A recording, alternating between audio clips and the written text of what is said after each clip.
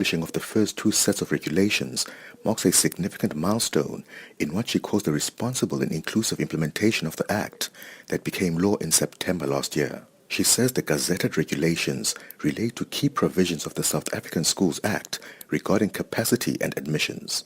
On school capacity, the regulations state that from grade 1 to 12, there must be one teacher to a maximum of 40 learners. Gwahube says the regulations are designed to ensure that the amendments introduced by the Bella Act are implemented in a manner that upholds learners' rights, enhances school functionality, and maintains the careful balance of powers and functions between school governing bodies and the government. Gwahube says further regulations will be released for public comment as soon as they are finalized, legally vetted, and approved. Baba Londenza, Eyewitness News. 3 men accused of killing former IFP Member of Parliament Khetha Sithole are expected to apply for bail today.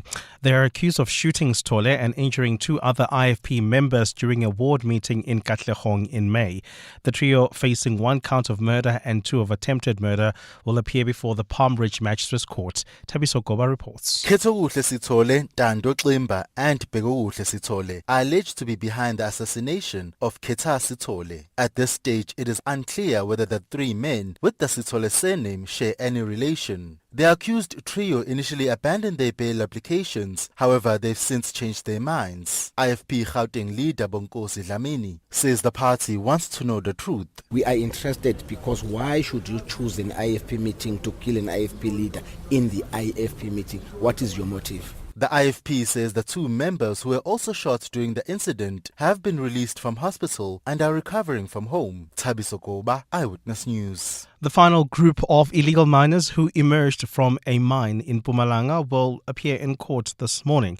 The total number of detained Zamazamas since a police raid last Friday at Sheba Gold Mine in Barberton is more than 550. 2 injured miners are still in hospital, but police say they will proceed with the case whether the men appear in court or are in absentia.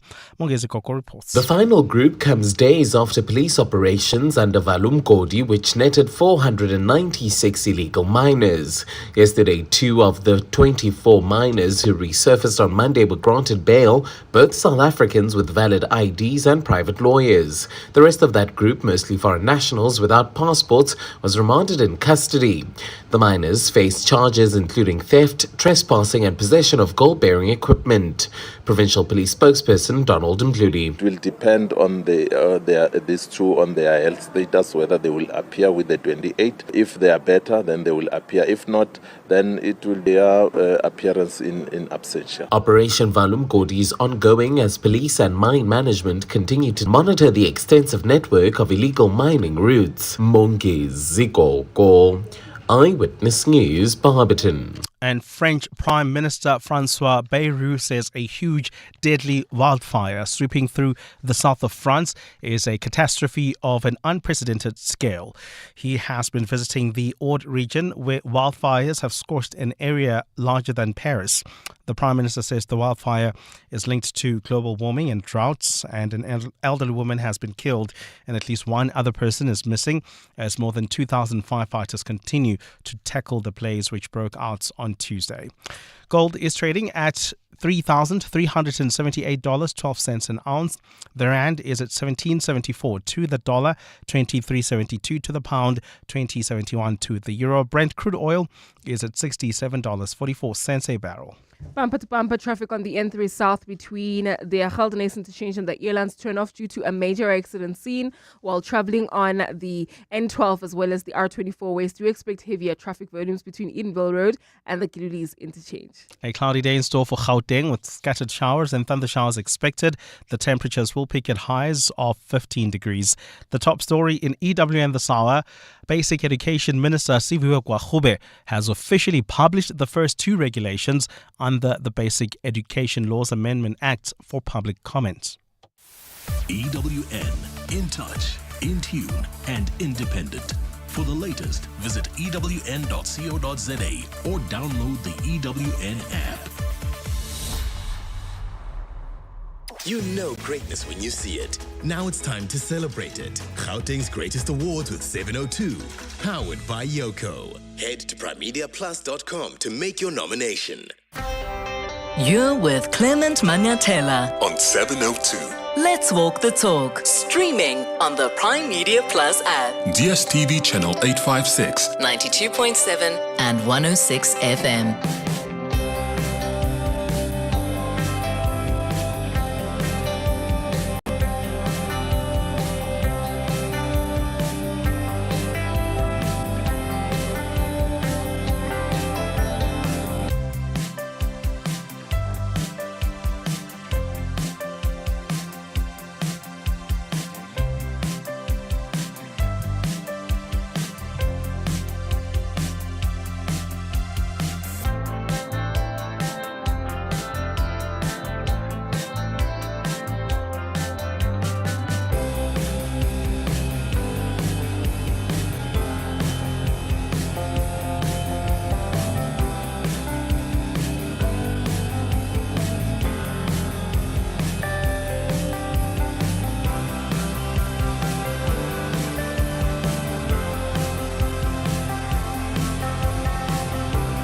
Seven minutes after 9 o'clock. Dumelang, welcome to the Thursday edition of the Clement Manyathela Show. It's wonderful to have you with us here on 702. I hope you're well this morning from wherever you're listening to us from.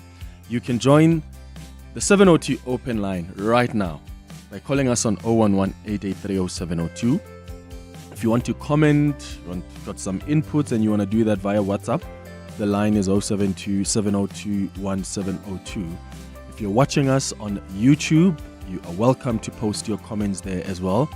I will read them from YouTube. You go to the 702 YouTube page if you want to watch and listen to the show at the same time. So, it's official, eh?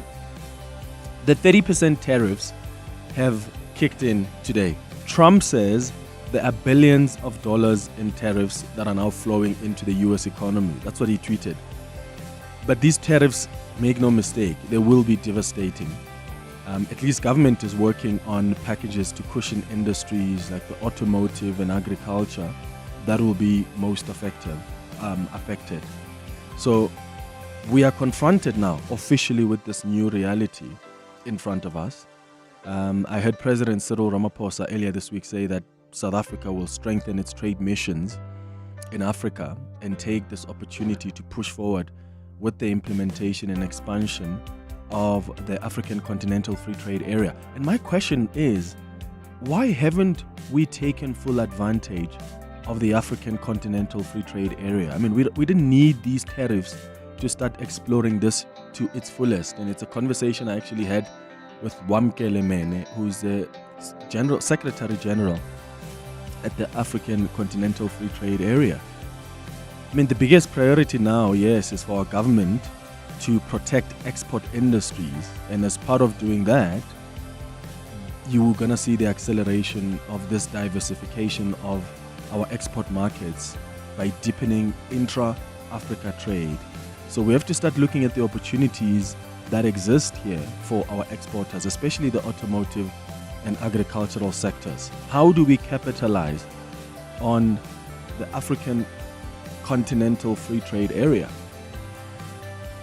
And I think that we should have really capitalized on this a long time ago, because now we talk about getting the industries to expand into new markets in the rest of Africa as if it's as easy as that. And it's not really as easy as that. The conversation that we have had about new markets implies that we've got these businesses that have markets that are lined up elsewhere that they can readily pivot towards. But you've got to consider the costs of access, the consumer buying power of those alternative markets as well. So all the best to the industries that are going to be most affected. And I really hope that the packages that government is working on, the assistance from government is going to come in handy.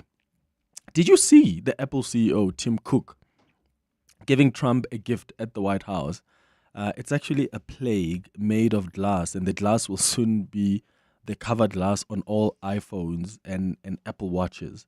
But it's just so fascinating that you've got these business people that are coming through and now offering all sorts of gifts to Donald Trump, especially now that Trump has announced tariffs on chips. And Apple has now even said yesterday that they're going to be investing about $100 billion in the US, following Trump's announcement of these tariffs on chips. Listen to the CEO of Apple yesterday with Trump and just showering him with gifts.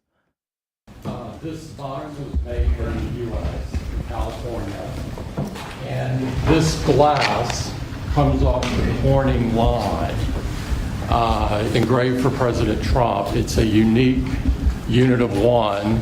It was designed by a U.S. Marine Corps corporal, a former one, that works at Apple now. Looks good. He's done well. Designed it for you.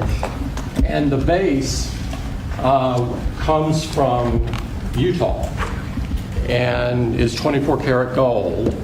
And it sits, I'll take the liberty of setting it up. Wow.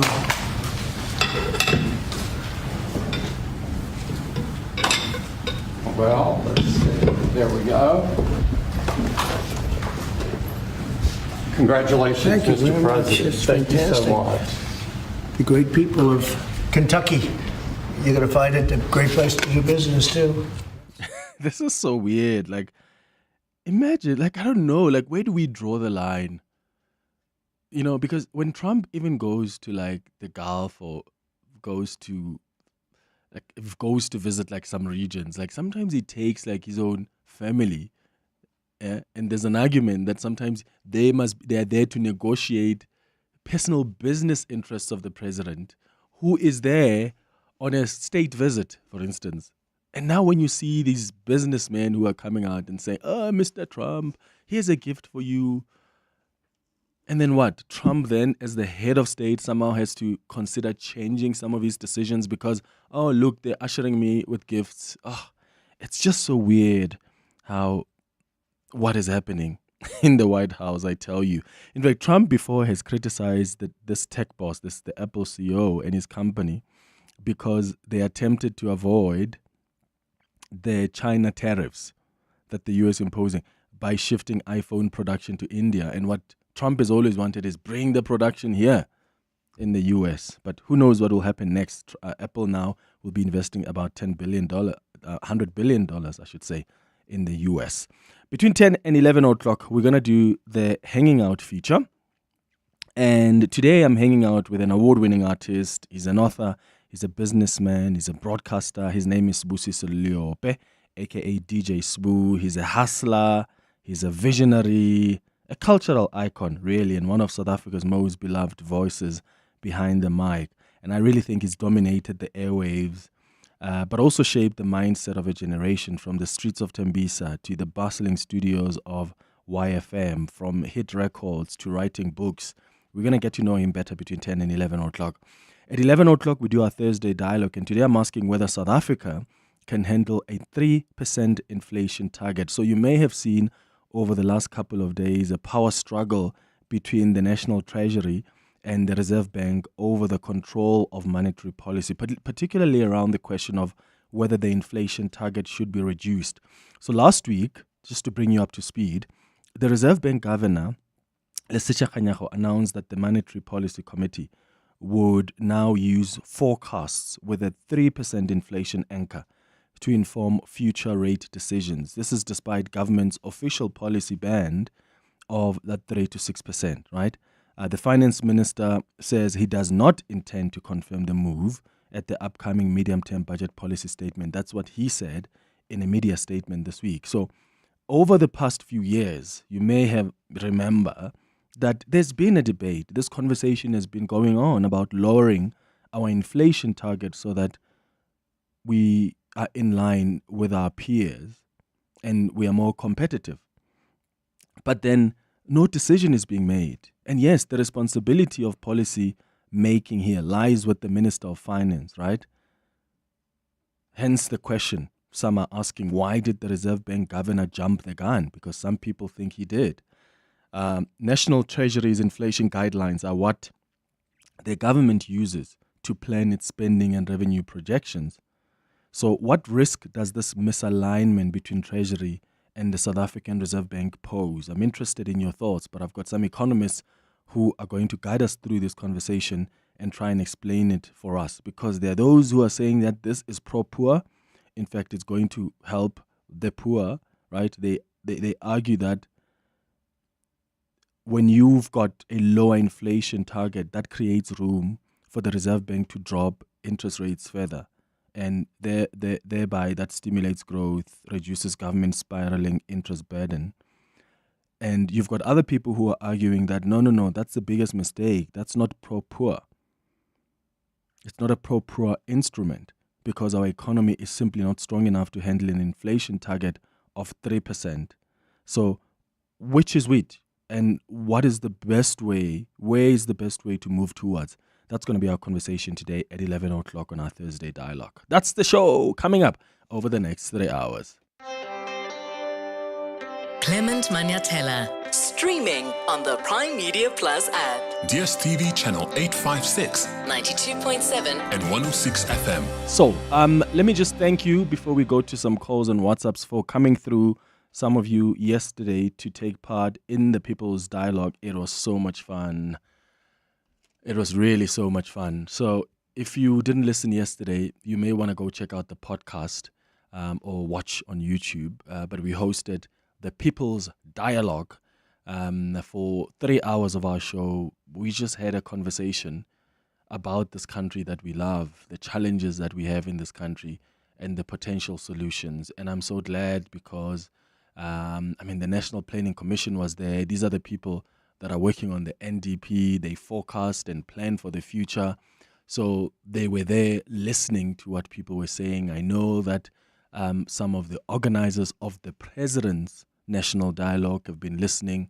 I know some in the presidency were listening. So it's important that we have done what we have done, even before the National Dialogue. And I think that's the one thing that we want to do more and more of, right? Having these conversations. Because yes, we have them on the radio. But I think it's also important for us to just meet and talk amongst ourselves. And it's also important for us to take these conversations to the communities. So that's what we'll be doing in the future. But I wanted to take this opportunity to say thank you to all of you that came through.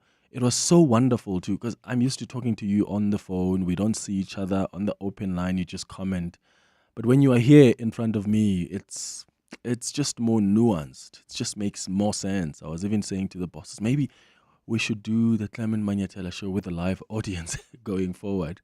It wouldn't work. People would need to go to work. But yeah, it was so much fun. Thank you so much for all of you that came and participated. It was so valuable. Surpassed our expectations. 18 minutes now after 9. Your voice, your station, your open line. Walk the talk with Clement Manyathela on 702. Mbalula saying the kind of things that he was saying yesterday, poking his finger at Trump and actually daring him to bring it on, in terms of sanctions. This entire provocative stance that they seem to be taking towards Washington, what's going on there? What's the attitude? What's the rationale? Because like I'm saying, there's so much blood on the floor already. We're in a very, very difficult situation, largely as a result of the NC's politics and attitude. Thanks, Clement. Thabo, Midrand. Yeah, Thabo, I saw that. Fikile Mbalula saying, bring it on. But then, what are we suggesting must happen then? Must Fikile Mbalula then pander to the US? Like what? You are supposed to just humble himself and say, oh, Trump, forgive us. I don't know what we expect. These are political parties. They have their own ideological positioning. And I think they've got every right, whether it was the EFF that said it or the ANC or even the DA, because the DA also has its own ideological positioning. So I just think they're a political party. They say what they say. But I get your point that, now that's why you've got that bill that's progressed through the Foreign Affairs Committee that's now going to go to the House. One of the things that it seeks to do is to have sanctions against senior ANC leaders. So you could argue that, yes, this is a political party, but whatever they say does somehow have an impact on the relations that South Africa has with the United States. Kenny says, yeah, Clement, that Tim Cook, the Apple CEO, showering the presidents with gifts, such a conflict of interest versus how American companies American companies have a whole training session on bribery, getting state officials to gain favor, etc. Guess all this is for the lower junior stuff. Wow. Yeah, it's so fascinating how things are done in America. Like things that would be clear conflict of interest here. For some reason, that's just like normal business in the US. So yeah, it gets shocking even to me sometimes. Now, the Democratic Alliance and the Patriotic Alliance have responded with backlash to an offensive and racially prejudiced podcast. That's what they've called it. There's an episode that has now gone viral, and I don't know if you've seen it, but in a discussion on that Open Chats podcast, I think it's got over 400,000 subscribers on YouTube. The hosts discussed the colored community, and one of them was describing colored people as crazy and saying they engage in incest. So the PA leader, Gayton McKenzie, said that he was taking legal advice because he wants to sue the podcasters. The DA's federal chairperson, Ivan Meyer, said that the matter had already been reported to the South African Human Rights Commission for what it said was an abhorrent stereotyping of colored people. But what's interesting is that this podcast, I think, it also broadcasts on DSTV on Mzansi Wethu channel, if I'm not mistaken. And I thought in the beginning, when Mzansi Magic was getting all these podcasts and putting them on their platforms, I thought, how are they going to manage this? I mean, the very foundational existence of these podcasts is that we can say whatever we want. But the minute you are on a particular platform, there are regulations. There are bodies that oversee what is said on those platforms. You can't just go ahead and be racist and be homophobic and say whatever you want and be prejudicial towards people. Not that it's okay when it's done on podcasts, but there are different rules that exist when you are on such official channels. So that's what these people have said, and there's probably, I think, have they come to apologize? These podcasters, have they apologized? All right, I haven't seen it, but apparently they have apologized from what the producers are telling me. I don't really know them because I don't follow these podcasts, but it is concerning that they would make remarks like that. And for me, this spoke to what we discussed yesterday on the People's Dialogue. In fact, Terry Oakley-Smith was one of the participants. She is the diversity founder and and also CEO. She joined us yesterday and she said something that is so important. And I want to get your thoughts on that because I really think that we don't know each other as South Africans. And this is beyond just black and white, right? But I do think we don't know each other. Even our cultural differences, we're not interested in that. The world has come to a place where we are so individualistic, so we are so inward looking. I mean, how many of us know our neighbors and what their names are? How many of you know, like, who is down the road from you? We're no longer that society, and I think there's something missing there, and that's why we're always going to get to a point where we clash, because we don't really understand each other. So I'm interested in what you think of what Terry Oakley-Smith said yesterday at the People's Dialogue. Take a listen. As South Africans of different races, we do not get together. We do not socialize. And in fact, there was some research done recently, I think 2 years ago, which shows that only something like 3% of South Africans ever have somebody of a different race in their home for dinner. And I wonder if I look around this room, how many of you have had someone like me for dinner? Or how many times? I'm very fortunate. I have a diverse family. I have black people in my family, white people, colored people, different religions. I have Islamic people, Christian people. And yes, it's tough, but it's such a blessing. And can I just say that as far as racism goes, South Africa's not really interested in dealing with racism, Clement. It really isn't. It took years to get the hate speech bill passed, and people are very, very rarely charged with hate speech. I don't know if many of you remember, I think it was last weekend or the one before, a white woman drove into a group of black Zulu women celebrating the maidenhood of one of them who'd just begun menstruating, and it was a celebration, a Zulu celebration. She asked them why they were bare-breasted. She didn't like their answer. She drove back into that group and killed one of the women and injured others. So we don't have a lot to say about race relations. We need to do a lot more work. We need to get to know each other. It needs to start in schools. It needs to happen in universities, churches, temples, mosques, businesses. Businesses take a one-night stand approach. Come in and do a workshop. Diversity and workshop. We've done it. We've done diversity here. So it's all performative. It's not going deep and really understanding each other. But Terry, what about, again, self-accountability? I find that even on my show, the minute I raise that topic, oh my God, it's like I've just killed someone. The R People word. are so uncomfortable about it. Totally uncomfortable. So it's almost like when you raise it, then you come across as, why are you doing that? Like, it's like we shouldn't even go there. You're something different. I remember years ago being interviewed by John Robbie on this station, and he said, there's something wrong with you, because I was a person that had friends of different races. And there's still that feeling to an extent.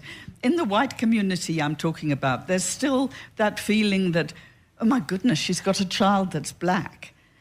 Is he adopted? No. He's not adopted. So how did you get him? So there is just, no, I promise you. And can I also say, and this is painful, and I'm sure you'll be surprised, I'm also a rape survivor in South Africa. People often think, oh, white women were safe. I was raped at Zoo Lake. So we have so much in common, but we need to get together more. We need to start addressing each other as allies, as friends. Sisters, brothers. Yes. And can I say, Clement, that I think it would have been wonderful to have had this in Tembisa. And maybe, I'm lucky because English is my first language, and everybody here obviously speaks very good English. But maybe it would be good to have it in other places, not in English, where we can really hear the people, because I only represent 8% of the people as a white person. So if we really want to hear the people, let's go to the people. And let's talk to them in their language. Absolutely. Then we'll hear Come on. Preach, Terry. We've been to Tembisa, we've been to Sosha, I agree with you, and our plan is to do these people's dialogues, actually, and not just have this one. So that's what happened yesterday when Terry was talking about our race relations. And I want to ask you that, like, because Terry says, and Terry has been doing this work for so many years, she says, we don't get together as people of different races, as people of different cultures. We don't socialize. So how diverse is your community? Like, let's be honest about it, and also tell me, why is it structured that way? So maybe you are black and you only have black friends, and for you, it's a choice you've made. Why is that the case? Or maybe you're black and you've got friends across all different races and cultures. Why is that, and how has it benefited you? I find that it's so beneficial to me to have Indian friends, to have white friends, to have black friends, to have colored friends, to have friends who are Zulu, friends who are Pedi, Tsonga, you name it. Because I learn from them and their cultures. They learn from me, and I just think we've got such beautiful stories.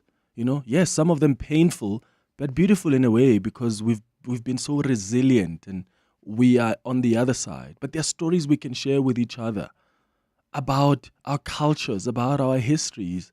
I was saying yesterday during the People's Dialogue that, I've said to a particular friend of mine who's white that, you must come to my village so that I can tell you a story of how my family ended up there. I can tell you a story of land dispossession. There's just so much that we can share with each other. But for some reason, we're choosing to just be in our little corners. And maybe you are white yourself. Do you have any black, friends? Or maybe black people you socialize with? Huh? Or do you choose to keep it, or maybe Indian or colored?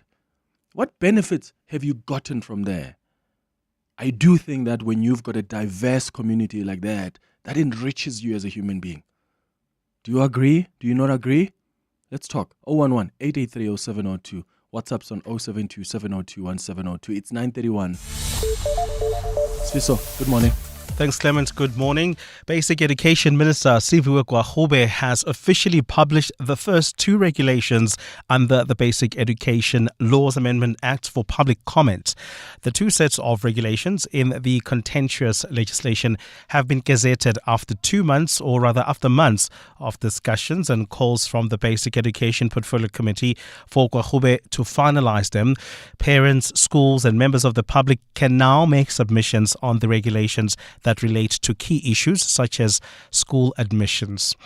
The Patriotic Alliance has laid a criminal complaint against podcasters for insulting the coloured community and laid out a further series of actions it plans to take against them in a legal letter. Last night, the party leader Gayton McKenzie told supporters that the organisation would also protest against the SABC for streaming the offensive episode of the Open Chats podcast. And Sudan's Air Force says it has destroyed an Emirati aircraft carrying Colombian mercenaries as it landed at a paramilitary-controlled airport in Darfur, killing at least 40 people. The airport has recently come under repeated airstrikes by the Sudanese army, at war with the paramilitary Rapid Support Forces since April 2023. Those are the headlines. This EWN and more at 10 or as it happens. EWN Traffic. Well, travelling on the N12 West, there's been an accident right near the Kidulis interchange. Delays from Edenville Road. There's also roadworks along this road, so 2 incidents causing those heavy traffic volumes. If you are travelling on the N3 North, another accident scene reported after the Airlines interchange, also slowing down traffic while heading towards Sunning Hill. Delays on the N1 North between Winnie Mandela Drive and Rivonia Road. There's also slow-moving traffic on the M2 West between the Crown interchange and Main Reef Road. This is if you're heading towards Amalgam. I'll have more updates for you. Stay tuned. There's more EWN on air, online, and on the EWN app. Africa Milani. Weekday mornings, 4 to 6. I want to focus on vehicles that are still under finance. Obviously, a bank gives you a loan and you pay it over a period of time. You still owe that bank. What happens when you've written off your car? So for an insurer to write off a vehicle, in that case, the cost of the repairs will have to be compared to the value of that vehicle. Where the cost to repair the vehicle is more than the value of the car, then they will have to then write off the vehicle. I think you'd agree with me, it would not be economical to repair that vehicle. V. Khoza is a franchise enablement manager at Consult by Momentum. Africa Milani. 4 to 6 on 702. From women's sport to private equity in entertainment, the Prime Media Sport and Entertainment Masterclass brings world-class learning to South Africa. Harvard Business School's Professor Anita Albers will unpack the New York Liberty's WNBA turnaround, Redbird Capital's bold moves with Paramount and AC Milan and more. 11th and 12th of August at the Maslow Hotel. Tickets are available now on Ticketmaster. Did you ever work in the UK? If you did for at least 3 years and you're under 67, you can get a guaranteed UK state pension worth up to 5 million rand over a typical retirement for just a small payment directly to UK revenue. Most people get 40 rand back for every rand they pay in. There's a big queue at UK revenue as this opportunity may end soon, so act fast.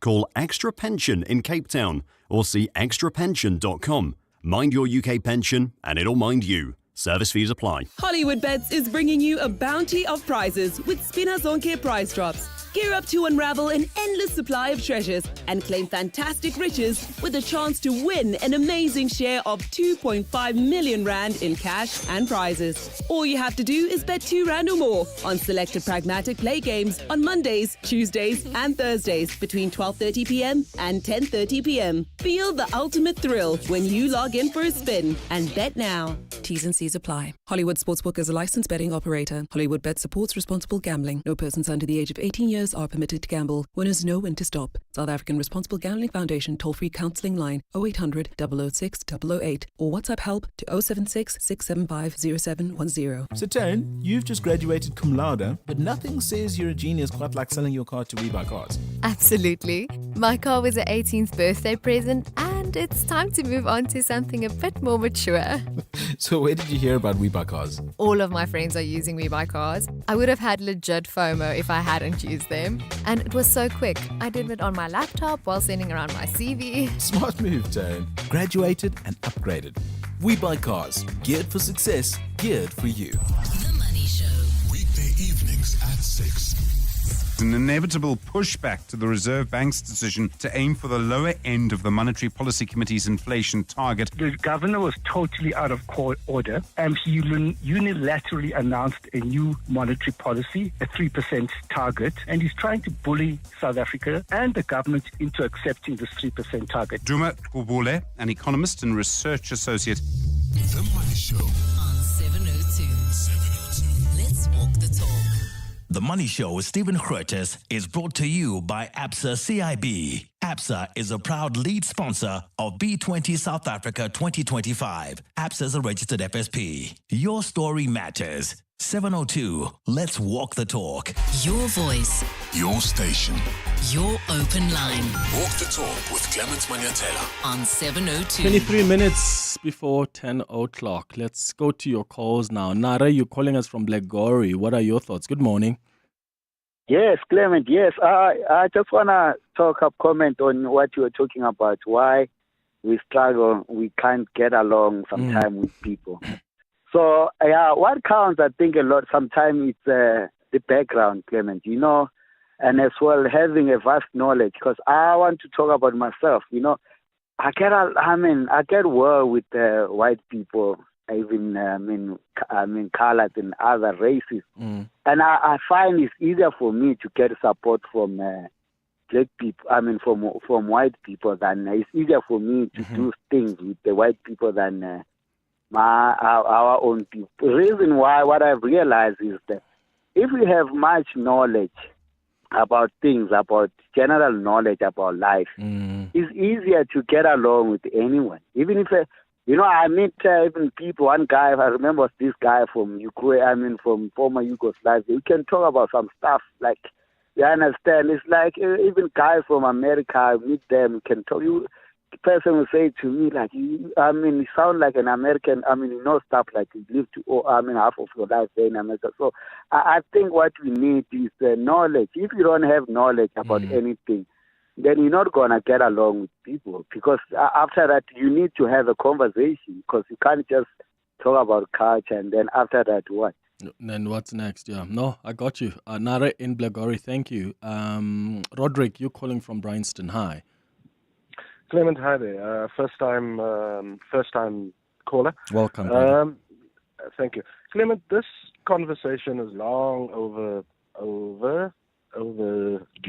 But the point being that in SA, politicians drive wedges in between the people. They go and they talk to everybody and canvass based on hate and based on race.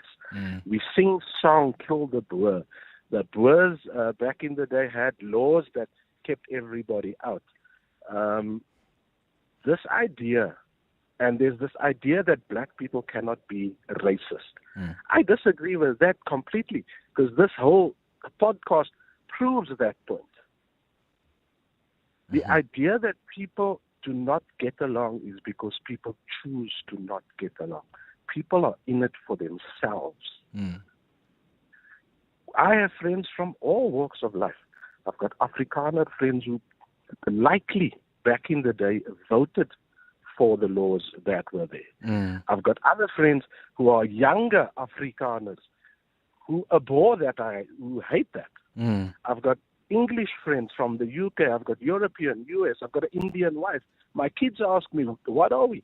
Colored, Indian, what are we? It does not matter. You choose to be a decent person. This is not about race. This is about the fact that people are indecent and do not care for others. Absolutely. And how has it enriched you, Roderick, having a diverse community like that? I think, look, it's fantastic. I learn things from them all the time. They learn from me. We tease each other at the sort of silliness or the beliefs that we have, or the words that we use in situations, and we talk about these things. But if people cannot understand where others come from, if they don't understand that colored people live in areas that were segregated, separated from everybody else, that they survived gangs, guns, drugs, that they educate themselves, that they come through the worst of the worst, and still make something of themselves. Some of them, not all of them. We agree that there's good and there's bad. Everywhere. But most There's people good are and bad. decent people. Yeah, absolutely. Roderick, thank you for your call, Roderick in Bryanston. Let's hear what other listeners think. Let's go to your WhatsApps on 072 702 1702. Morning, Clement. This is Gordon in Boxburg here. Clement, regarding the Open Chat podcast, so I did read a letter that they sent out apologizing, so I think they have apologized. But my question is, Clement, I don't understand if Open Chat podcast as a whole should be the one that is being attacked. And you'll correct me if I'm wrong, but I think that if you, as Clement Manyathela, now on radio, make a statement or a comment that is an undesirable one, then will they be attacking 702 as a radio station, or will they be attacking the host of 702, Clement Manyathela, has said whatever, such and such? So that is my question, because now only a few people shared those sentiments. As a matter of fact, other people were against those the comments that were made on that particular podcast. So I don't understand now, how is it that the whole podcast is being attacked? Thank you. Yeah, so I think accountability sits at different levels. Of course, you need to look at who has said what, but also you need to look at what is I don't follow these podcasts. So I don't even know what the makeup is. So is it like a company that's got different podcasts? Or because then my next level of accountability is, who is this podcast under? Who is the owner, right? Who's sponsoring it? And what are they doing about remarks like that? I just find that we've become so lazy about, some of us have become lazy about how we create content. So we find easy ways to be popular. And I have found that, and it's not all. There are some incredible podcasts that are local, right? But I do think that some podcasts exist just to be outrageous, because then people are going to go, ooh, and then there's publicity, and then people come and listen. I just think that's a weird way of trying to just get support. So that's not to say that then you attack the podcast, but that's to say you're actually questioning the people that have made these remarks, but also you're questioning the people that own the podcast or who sponsor it. Are they comfortable with comments like that being made? I just think, there are different levels of accountability. Clement, I want to stay anonymous, but what I want to say is, you actually did it this morning, what everybody's doing. You just mentioned it's not about black or white. You can't say that in the new South Africa, Clement, because that's where the problem starts.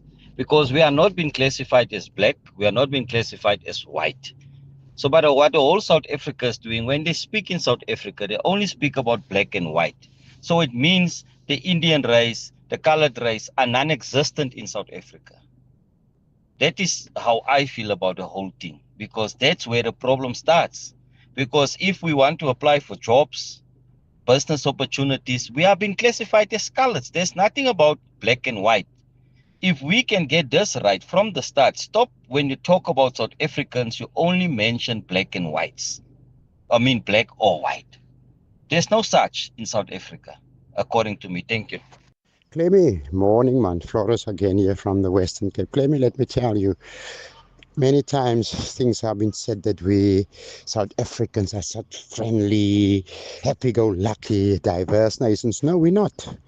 For us on the ground, there is still a lot of racism between black and white, between black and colored, between colored and white. And let me tell you, it hurts if these things still come up in this day and age. And it needs to start at home. And if you want to say something about a particular race, don't include that whole race. Address that issue with that person and don't say all colors or whites or blacks. That is absolutely nonsense. That needs to stop. We cannot pretend and say we are a happy-go-lucky nation to the world and then we are still being cheeky to one another. Have a good show. Bye-bye. I agree. Just deal with that issue, but don't generalize. The first voice note that came up about black and white in the context of South African law, so constitutionally, especially when you look at the Employment Equity Act, the term black people is actually defined is a term that includes Africans, coloreds, and Indians. So when I say black and white, I look at it in that context, right? In the context of EEA, colored individuals are classified as black for the purposes, of course, of affirmative action. So the question, though, that I'm asking is, how can we live in such a diverse country, but we are comfortable with having a community of people that look like us? And look, I would get it if maybe you've tried to have friends, white friends or black friends. It's not worked out for you, but have you tried? Have you attempted? Because I do think that you are actually depriving yourself of an opportunity to be a rich African and not rich financially. Like you are so enriched. It's like living in a country with 12 official languages and you are comfortable just knowing one language when you have opportunities to even learn other languages. Just basic things, greetings, how are you, just saying the basic of things. And I think for me, that's an indicator of the fact that we're not really interested in each other's lives, in each other's cultures, in understanding each other's languages, and yet we live in the most diverse country. It's quite sad. Puo, you're calling us from Boksburg. What do you think? Hi. Hi, morning, Clement. Hi. I've been working for many years. I've been working from 1975. What makes it difficult, according to from my observation, is that what I've noticed is that you work with a white person at your place of employment. You work same Monday to Friday or whatever hours you work. And the next thing is you meet the same person in the shopping center on a Saturday. And she will look away like she doesn't know you from anywhere. I know we don't go to work to make friends, but that in itself is what you call it now, it's repellent. I feel as a person, they have a repellent attitude. It's like, it's a shame for people to know that I know you. I've seen it happen so many times. I've not been working at the same place for all this time, but I've seen it in different scenarios, in different scenes. So, it becomes difficult to make white friends. And because now, if you are ashamed, even in church, we meet in church with clap and whatever. And in it public. Happened one Sunday with me. Yeah. I was so sad. We were in church with this woman. We didn't meet in church. But now when we met in the bank in the same week, she looked away like she never seen me anywhere. And you are sure that what? she did see you? At that time, I was angry. I asked her brother. The brother was a pastor. Kero, what's wrong with you people? Why do you act like you do not know us? Car, I met your sister. I confronted the pastor. Car, I met your sister in Nedbank. And she looked away like she has never seen me anyway. Are you taught this thing somewhere, somehow? What's happening? Okay, that's my input. So, but wait, poor, but did you? Are you sure that the woman saw you at the bank? Exactly. She saw me at the bank. But looked away. It did not happen once with different people. All right, Auspo, thank you so much for the call. Again, right, even though that may be an experience you had from the company you worked for and the company you work in now, that still doesn't qualify to define that experience towards a particular race and say this is how black people are or this is what white people are. Because I can tell you that's not my experience. I have not known someone, I met someone at the gym just yesterday who is white, and we had a chat, right? He came and said hi. We had a chat, and it's someone that I know through work circles. So, again, there are experiences that are different that we're going to have, but that doesn't mean that defines that entire race. And I think that's where we need to begin, because we generalize too much, and that is actually what affects the relations between us and other people of different cultures, and it's not just race. And I think that is what we also need to fix, because we are alienating each other. It's sad. Tulani in Norwood, hi. Hi, Clement. Good to speak to you finally. First things, you're too busy, man. You're too busy. I don't know how you do it. I also don't know how I do it. Okay, so as you can hear, my name's Tulani. Hi, Tulani. I'm an anomaly. I am the son of a Zulu mother and an English father. Uh-huh.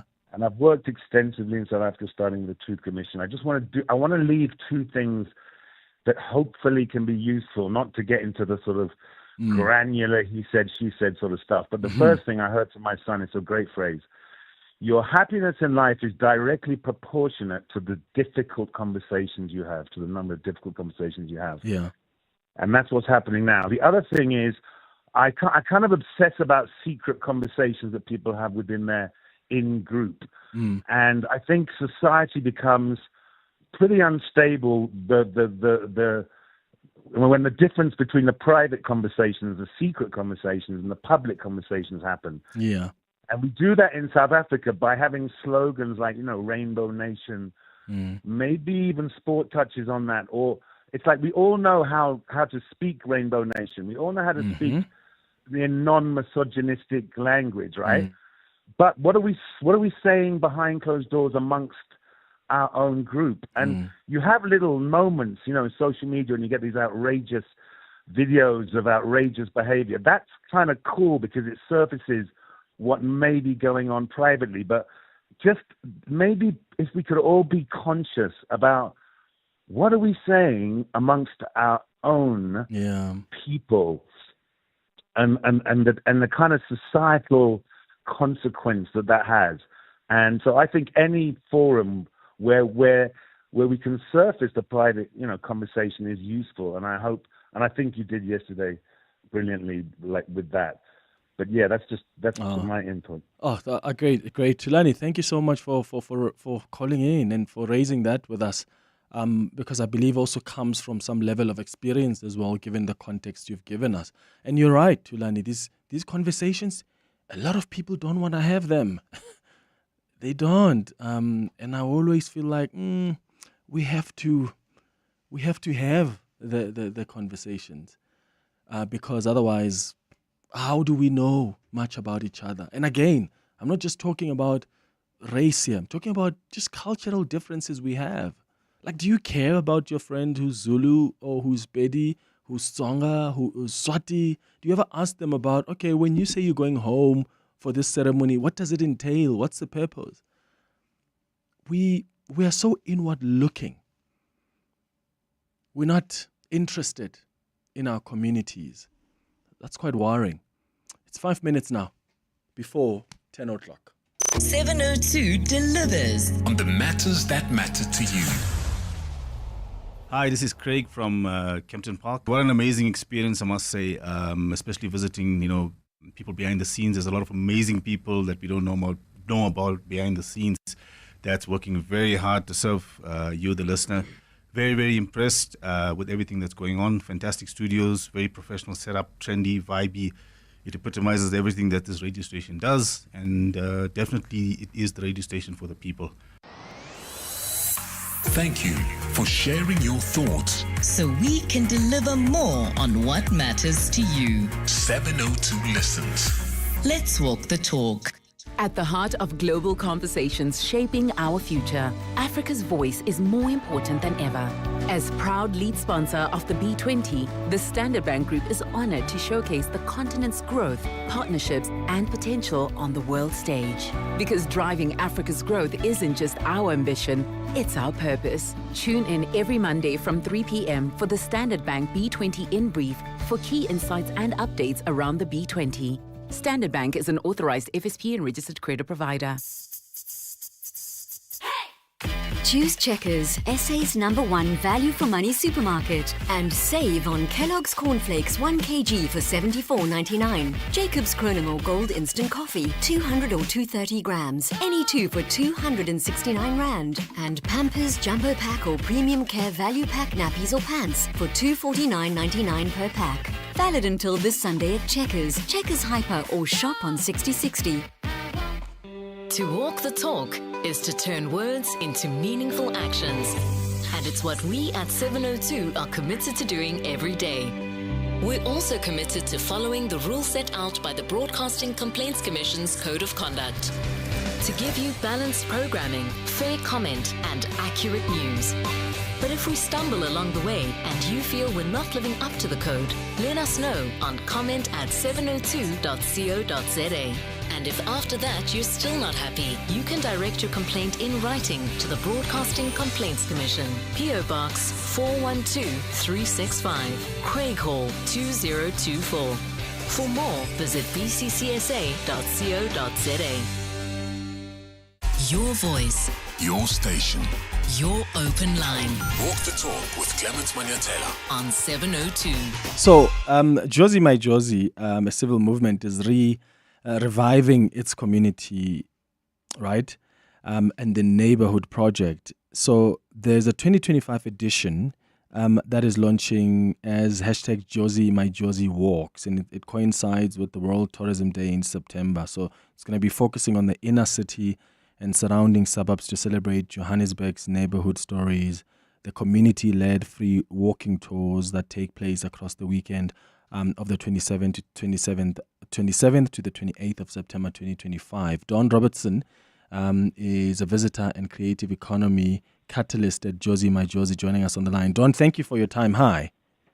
Hi, thank you for having us again. So tell us more about this event. What does it entail, and how does an event like this, celebrate the local culture, the heritage, the art, and the entrepreneurship?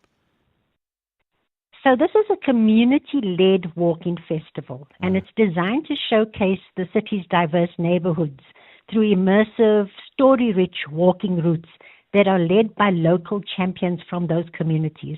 Through these walks, we will celebrate local culture, heritage, art, and entrepreneurship, because the whole idea is that, we've done open call now for people to submit within all the neighborhoods, and ultimately we'll end up with 12 that we've selected, which we'll work with to kind of curate their tours with them.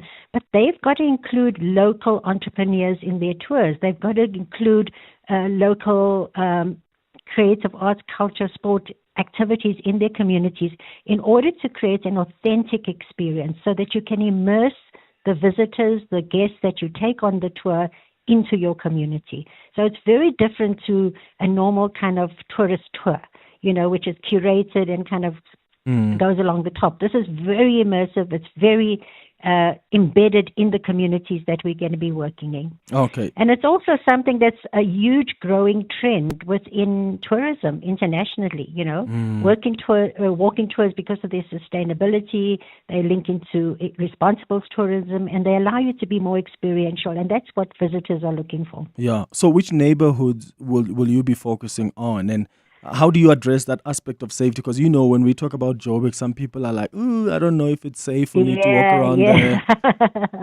So where are we walking, you want to know? So obviously in the Joburg inner city, including Newtown and Maboneng. We're looking at Yeovil, Orange Grove, Melville, Brixton, Fordsburg, Kensington, Sophiatown, Chinatown in Cyrildene, Lawrenceville, Troyville, Soweto, Alexandra, and Hillbrow. So those are more or less the areas that we are looking for things. People can cluster them, but obviously it has to be within a walking tour, which should be about 2 hours, maximum 3 hours. We insist that as part of the tour, so everybody who's selected will get 10,000 Rand from us to curate their tour. Part of that 10,000 needs to be about how are you going to, look at security when you're walking people through that neighborhood. Okay. Where are you going to find a place for people to park, paying car guards to look after their cars while they're there. That doesn't mean that we as Josie My Josie, through our security initiatives, are going to we're going to overlay another macro thing, but we want to enable people in those communities as well. Yeah. Yeah. Oh, fascinating. And then the part of that 10,000 as well is to procure water for the guest or a healthy snack for them to eat while they're walking, but you get it from a local person, and we will evaluate on how many local entrepreneurs and organizations you involve in your tour. So it's not just about you walking around. You actually have involved your community. Oh, that sounds so fascinating. Dawn Robertson, all the best. She's a visitor and creative economy catalyst at Josie My Josie. Go check out Josie My Josie for more information about the areas where they'll be walking, but also more information about how you can sign up as well. It's 10:01. This is EWN. Good morning, I'm Sbusiso Zulu. Basic Education Minister Sbu Leope has officially published the first two regulations under the Basic Education Laws Amendment Act for public comment.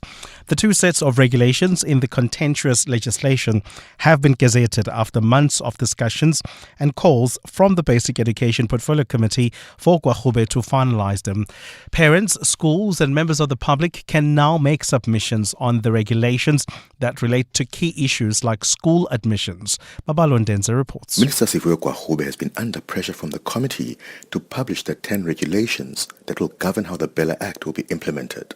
Leope says the publishing of the first two sets of regulations marks a significant milestone in what she calls the responsible and inclusive implementation of the Act that became law in September last year. She says the gazetted regulations relate to key provisions of the South African Schools Act regarding capacity and admissions. On school capacity, the regulations state that from grade 1 to 12, there must be one teacher to a maximum of 40 learners. Leope says the regulations are designed to ensure that the amendments introduced by the Bella Act are implemented in a manner that upholds learners' rights, enhances school functionality, and maintains the careful balance of powers and functions between school governing bodies and the government. Leope says further regulations will be released for public comment as soon as they are finalized, legally vetted, and approved. Babalo Ndenza, Eyewitness News. The Patriotic Alliance has laid a criminal complaint against podcasters for insulting the coloured community and laid out a further series of actions it plans to take against them in a legal letter. Last night, party leader Gayton McKenzie told supporters of the organisation they would also protest against the SABC for streaming the offensive episode of the Open Chats podcast. The party says next steps include lodging a case in the Equality Court and submitting a complaint at the South African Human Rights Commission after the podcasters referred to coloured people as crazy and claimed they have sexual relations with their relatives. Lindsay Dentlinka reports. PA leader Gayton McKenzie says it's time coloured people stand up against stereotyping and racial discrimination. In a lawyer's letter to the Open Chats podcasters, the PA says their comments in the offending episode constitute hate speech. I have no intention of destroying them. It has become too easy to insult coloured people in this country. While McKenzie was addressing supporters last night, the party's new recruit, former MP Liam Jacobs, was live recording his visit to the Brooklyn police station, where he lodged a complaint of crimen injuria. McKenzie says his party will also march on the studio where the podcast is recorded and to the SABC for failing to check the episode before flighting it. What makes me furious is that's not life. So where is the control? In an apology posted on their platforms, the podcasters say they never intended to cause harm, neither to promote racism and discrimination. Lindsay Dentlinger, Eyewitness News. As a group of ANC members approached the courts in a bid to stop its 8th regional conference, the party's Secretary General Philemon Mbalula has given it the green light to go ahead. Mbalula told journalists yesterday that the regional conference will go ahead this weekend or next week, and he says that the party will meet those wanting to halt the event in court. 6 party members are asking for the conference to be interdicted, arguing that the regional task team has no constitutional standing and it cannot convene a conference. Sidima Dia reports. In an application that spans 166 pages, ANC members argue for the much-anticipated Ekurhuleni conference to not go ahead. The last time the region elected a chairperson, violence broke out. The matter landed in the courts and its outcomes were overturned. In the latest papers, the party members want the decisions taken by the RTT from the 10th of June to be declared invalid and unconstitutional. They argued it had no right to convene branch general meetings, audits, and to prepare for the 8th conference. ANC Secretary General Philemon Mbalula says the party is not worried about the pending litigation. And they are ready for conference. So why do you stop it? We have seen letters flying around questioning the standing of the RTT and all of that. From where we are seated, the RTT is ready to convene a conference. 48 other regions out of the ANC's 52 are expected to elect new leaders by December. TD Madia, Eyewitness News. Gold is trading at $3,378.12 an ounce. The rand is trading at 17.74 to the dollar, 23.72 to the pound, 20.71 to the euro. Brent crude oil is at $67.44 a barrel. And in the traffic, we've got delays on the N1 North. This is between Winnie Mandela Drive and Rivonia Road due to a multi-vehicle accident. Please be on the lookout there. While traveling on the M1 South, some delays between the Melrose area and Houghton Drive. A cloudy day in store for Gauteng with showers expected. The temperatures will peak at highs of 15 degrees. The top story in EWN this hour. Basic Education Minister Sbu Leope has officially published the first 2 regulations of the Bella Act for public comment. EWN, in touch, in tune, and independent. For the latest, visit ewn.co.za or download the EWN app. Gauteng's greatest awards with 702 and Yoko are back, celebrating local business, backed by you. Submit your nomination now on primediaplus.com. You're with Clement Manyathela On 702.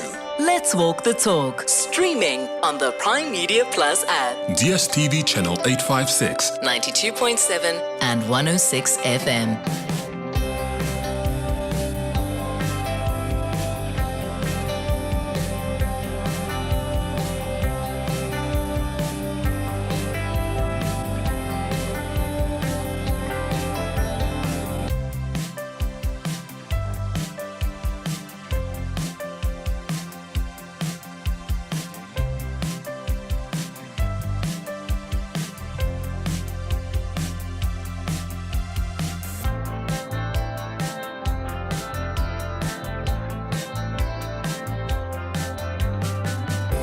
Minutes after 10 o'clock, Dumelang, welcome to the second hour of the Clement Manyathela Show. Thank you for staying with us here on 702.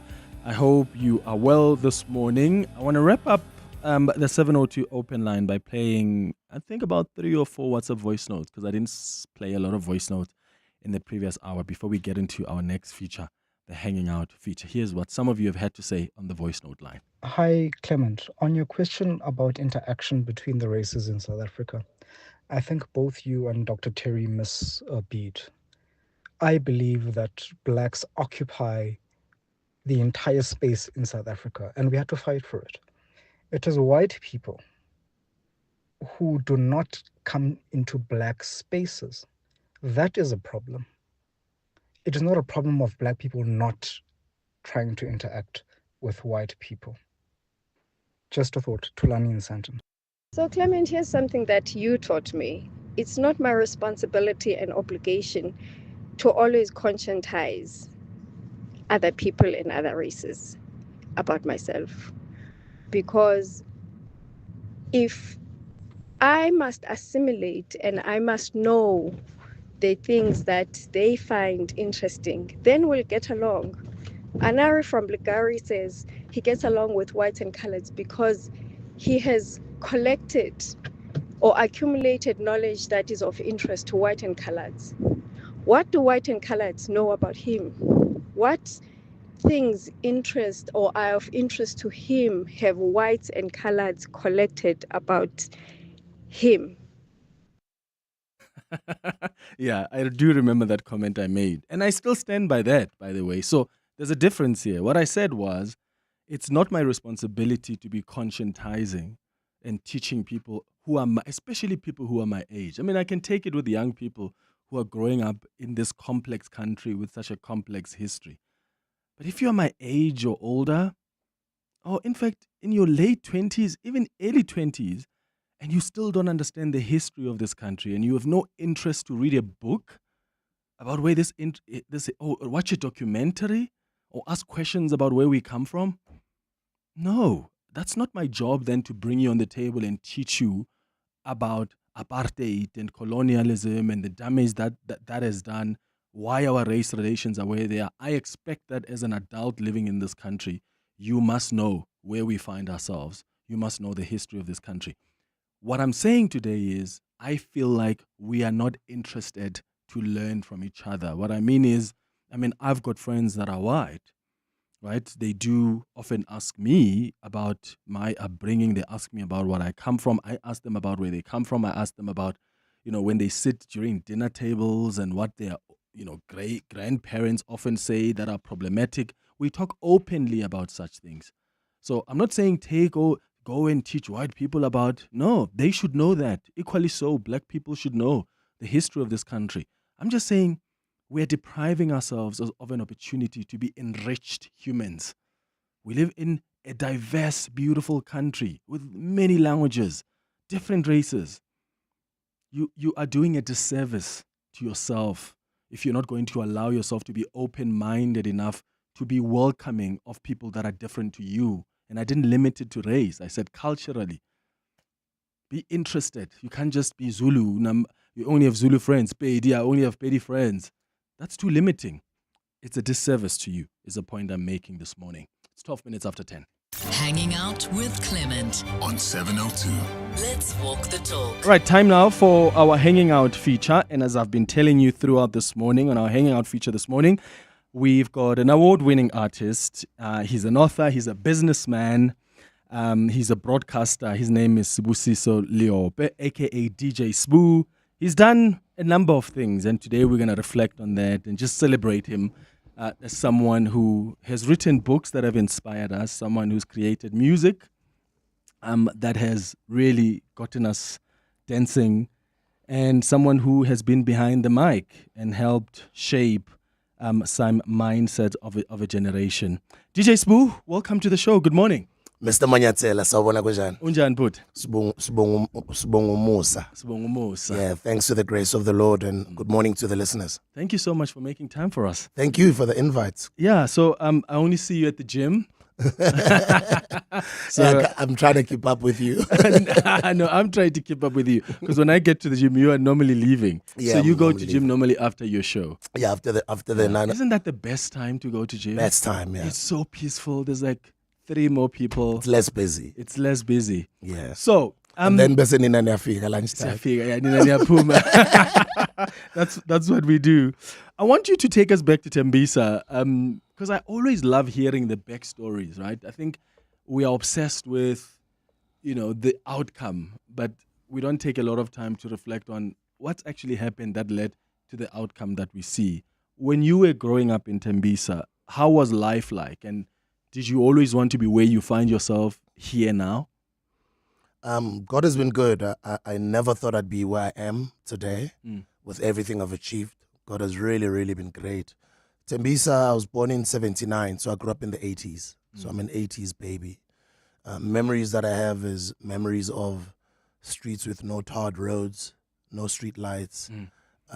Sabo kabobani bani bachupile bafagugesi sobukela TV khona abanye babukela television nge-generator a Yamaha small one. Remember, we used to use candles. It was a really cool neighborly upbringing. I went to a school called Welamlambo Primary School. I went to Sipiwe High, and I went to a school called Madibatlo High and Tembisa High School. They're all around Tembisa Koloza Corner. I learned quite a lot as far as my community is concerned. I know the entire Tembisa. Memories that come first is just that smell of the township. I don't know if you know what I mean. How it smells like. And it just brings those memories of the 80s when we, used to watch it. It wasn't SABC 1, 2, or 3 at the time. I think it was TV 1, 2, 3, that was my upbringing. But it was beautiful playing with other kids, playing soccer, getting spanked when we were naughty. It's funny. Yeah. Young people don't know what used to happen back in the day. They're missing out on so much. Do you think they do that these days? Maybe some in some maybe in Makai in villages. And in some townships. But it was just that ordinary township upbringing. And with just this background conversation from parents speaking about this Mandela, and we used to just see this figure. Every time when we would see his picture, his eyes were covered. And you used to see this guy with a haircut and his boxing gloves. And they used to say he is Mandela. We're not meant to speak about him. I remember Ingoma Zabo, Puchiko, Twala. We miss you, Manelo. Where are you? Brenda Fassi. It was beautiful. It's beautiful memories. I'm thinking about where I grew up in Tembisa, and I'd like to thank everyone that's contributed in raising me. When did your love for broadcasting begin? Did you start at the local radio station at Tembisa? I always say I'm one of the few guys that have done all radio stations. So I've done community radio, internet radio, campus radio, regional radio, national radio, ALS, what we call today, your Ukozi, Mutsweding, Lesedi, those stations. I've done metro as well, commercial. And then I've also done internet radio with Massive Metro that we started a couple of years ago. And then now I'm back on Radio 2000. My love for broadcasting, I guess it started with just me chatting with the guys. I always love chatting with the guys, Ekoneni, or just growing up and talking about things that are happening around. Nokwerana, which is what normal township little boys and girls do. That's where it started, and I'd like to be the center of the crowd telling the story. If I watch the movie Rambo no Commando, Schwarzenegger, Sylvester Stallone and Arnold Schwarzenegger, I'll be telling my friends about the movie, how it was. I try and paint pictures. So I was that guy, and also cracking jokes in between. I guess that was pretty much the love for broadcasting at the time. This is before CDs even. This is cassettes. Yeah. So you've done broadcasting now. I think you've dabbled with acting. You're on Yeah, Generations at some point, right? I did And Generations. I've done Istingo. I've done Izo. What have you? You've done Izo. Yeah. Which season? Season 3. Season 3. Season 3, yeah. I've done Izo. That was funny. And that was fun. That was really fun. I'd like to thank Gutebo Khomahlati, may so rest in peace, for giving me that opportunity. Desiree Machraf as well as Angus Gibson. That was a really great family. They looked after us, and they gave me a hand in acting. Yeah, Izo was way ahead of its time. I had Angus Gibson on this show, and I was just like, do you actually understand how big of a project that drama was? It was huge. It was so huge. It was so huge that when I was working at YFM was a popular youth station in the country at the time, and it was new. Everybody listened to YFM. Izo was so huge that the person that was doing the time slot that would play at the same time, which is our afternoon host now on Radio 2000, Mr. Paul Mnise, he would struggle to get calls. He would get people to call in on air, and there would be no calls. Because everyone is watching Izo. So which one would you say is actually your first love? And I know this is an unfair question. So broadcasting, having dabbled into, you did Friends Like These. Yeah. That was my favorite show growing up. It was just the best show. Great concepts, and the way you just dabbled and had a conversation with the friends was so much fun. What would you say you enjoyed the most? I went to so many interviews trying to get on television as a presenter. It was so difficult to get on that I'd missed so many jobs because I joined an agency called Gaino at the time. And the lady looked after me who worked at Gaino. I always give her flowers. Her name is Lisa Mudisane. She runs her own agency now called Legends. She looks after creatives and actors. She gave me an opportunity to go audition at Urban Brew. And then I auditioned for a show called Castle Loud. That was just before Friends Like These. I almost got Castle Loud. I was shortlisted down to the end with Unati and Stone Theatre from Pongo Muffin. Didn't get that one, wanted to give up, didn't want to pursue TV. Lisa sat me down and said, you're almost there, you're almost there. 3 months later, I got Friends Weren't you Like guys These. popular already at that time? No, I wasn't. Okay. Stone was. He was Okay. Stone from Pongo Muffin. Oh, yeah. And I was like, these guys are already famous. They're taking all Who these am I? jobs. You know what I mean? Open the industry. And I was angry. I was like, Stone, you could have let me have that gig. There goes my television opportunity. Little did I know. You know how God works. Yeah. Then he opened up the Friends Like These door 4 months later. Did you audition for that as well? I auditioned for that as well. There were thousands and thousands of us. Wow. And then I made it. I made it onto the cut. And little did I know that show would make me a household name in this country. How long did Till you do it today. for? For 10 years. Dude. Did that for a decade, bro. Who does a show for 10 years? That's amazing. Started 2005, all the way to 2015. 10 years. Consistency. And this is prime time SABC One on Yes, Saturday nights, yes. right? So I had so much fun that right now I meet people who are like, yo, bro, you brought us up, bro. Oh, man. When is that show coming back? And you feel old. It was a brilliant concept because it was a BBC concept. Oh, yeah? At the time, it was done by a guy called Ian Wright. He was a famous soccer player in the UK. At the time when they presented the show to me, they were like, if you can just do it in a South African way and own the show. It's a franchise like Abo Idols. It's not a South African show. A lot of people forgot that. I think I made the show mine. And so much so that, I'd present the show with no script. It became home. And with Urban Brew and the people that I worked with over there, I had so much fun, you know? Did the trips actually happen? Because some people argue. Yes, they did. I know. So they did go on trips. They The did friends. happen. It's just that it was before the social media era. Yeah, right? so you couldn't post and say, friends like this sent us here. I still get that. A lot of Is people this- are alone. No, the trips did happen. So how they would happen, it wouldn't be multiple trips every weekend. Yeah. We would wait for the entire season's winners. Okay. And then we would know that other people had work and they're busy. So we would schedule around festive season for this entire ship to go. Oh, that was a dope show, bro. Thank you, bro. I had a lot of fun doing it. Yeah, and big ups to you for having just steered it in that way. Okay, we have to play some music as well. I don't know what to start with when I have someone who appreciates and knows music like you. So, angazi Stellingan. Maybe start with For a Reason. Yeah? DJ Sbu and The Observer, For a Reason. Tell me why this is so special for you. Because everything happens for a reason. The little did we know when we made this masterpiece, myself and Natty Nice. By the way, his other name is Natty Nice. He goes by The Observer, his other alias. We didn't know how much of a classic it would become. And then it was already a big song in the US. It was originally done by Johnny. Oh, sorry, is it Johnny? Yeah, Johnny, right? Let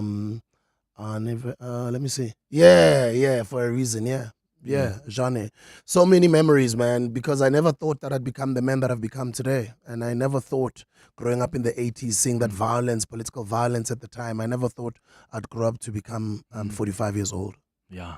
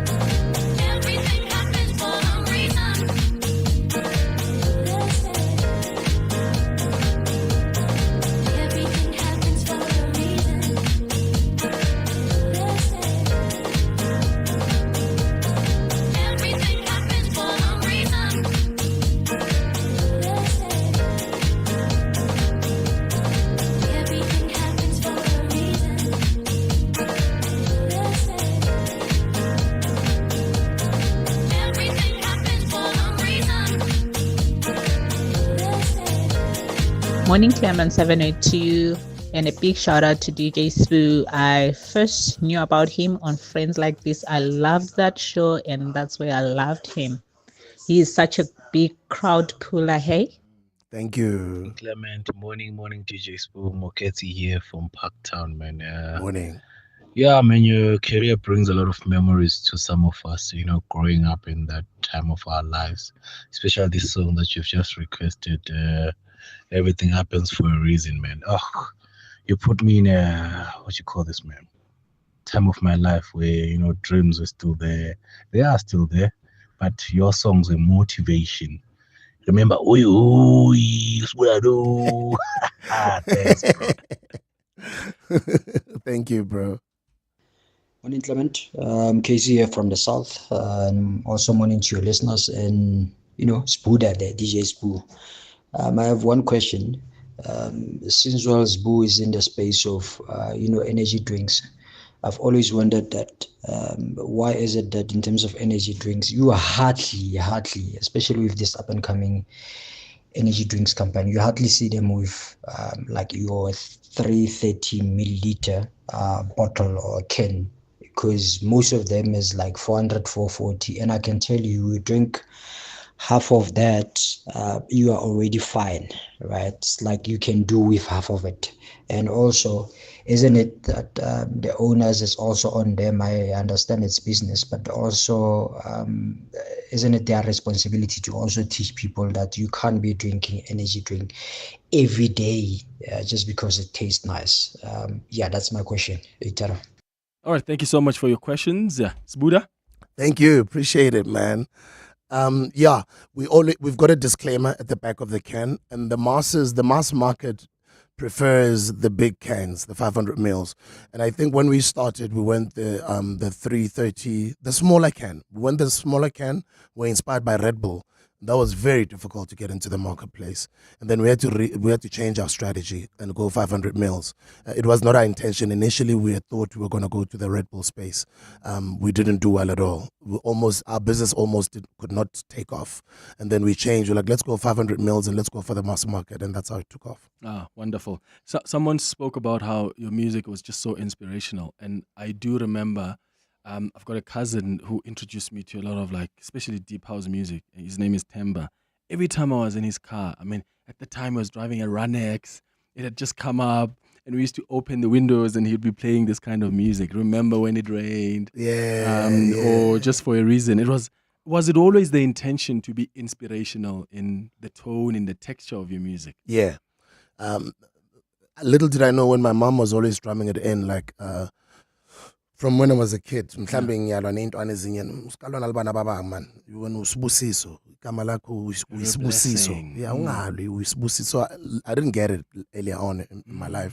But over the years, I got to understand it.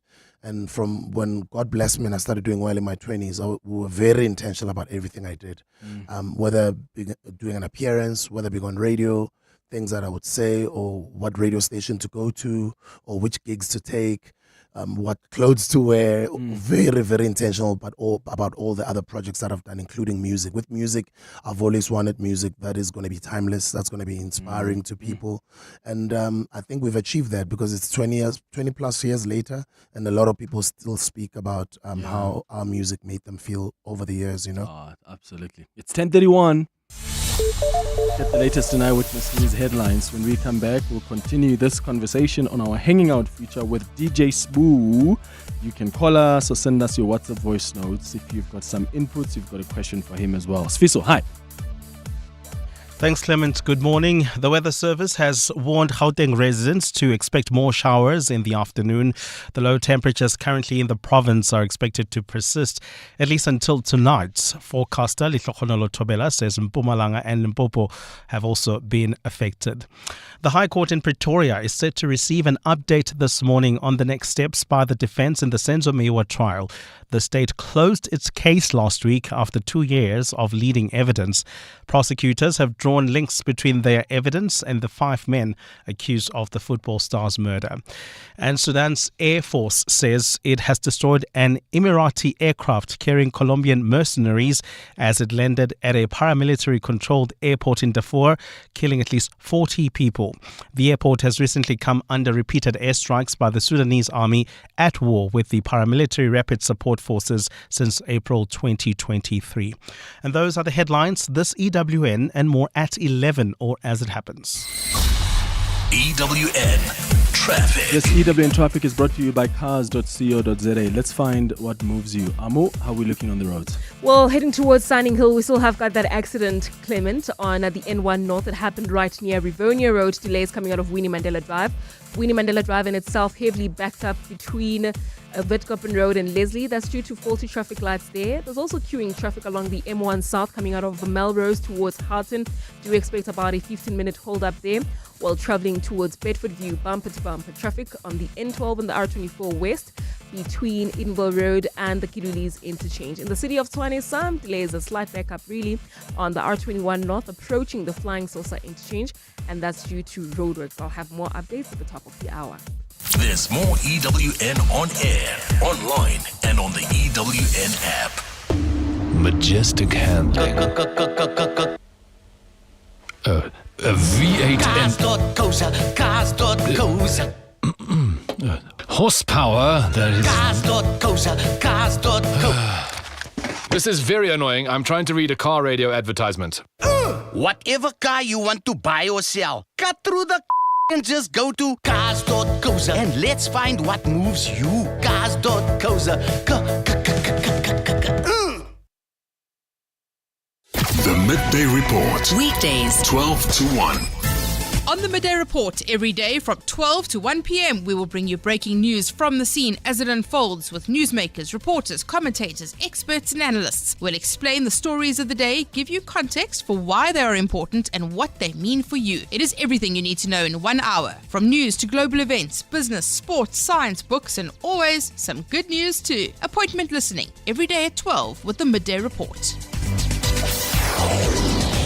the Midday Report With Mandy Wiener. 12 to 1 on 702. 702. To live wealthier, you need to be able to grow your assets.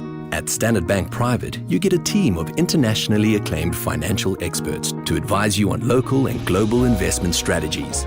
Plus, being with a leader in home loans, you can start expanding your property portfolio. So, come live wealthier with Africa's best private bank. Apply online at standardbank.co.za. Standard Bank is an authorized FSP and registered credit provider. T's and C's apply. My family's struggling with snotty noses and phlegmy coughs. Oh no! Have you tried ACC? ACC 600 is a convenient one-a-day effervescent tablet from 14 years of age. Or now also in a no-water-needed, fruity-flavored sherbet-like granules that dissolve in your mouth. Ideal for the on-the-go adult. Ask for ACC 600 effervescent or oral powder at your nearest pharmacy to get rid of the snotties and phlegmings. And trust, if it doesn't say ACC, it's not ACC. Welcome to the future of well-being. On 4 September, the world's brightest minds in mental mastery descend on Cape Town for the first ever Mind Matters Summit at the CTICC. Join best-selling author of Solve for Happy, Mo Godat, top neuroscientist, Dr. Tara Swart, and co-creator of the Human Growth Code, Christoph Faconia. And that's just the beginning. Olympic gold medalist Tatiana Smith and singer Lyra joins a lineup of South African champions, sharing the exact tools they use to rise, recover, and lead under pressure.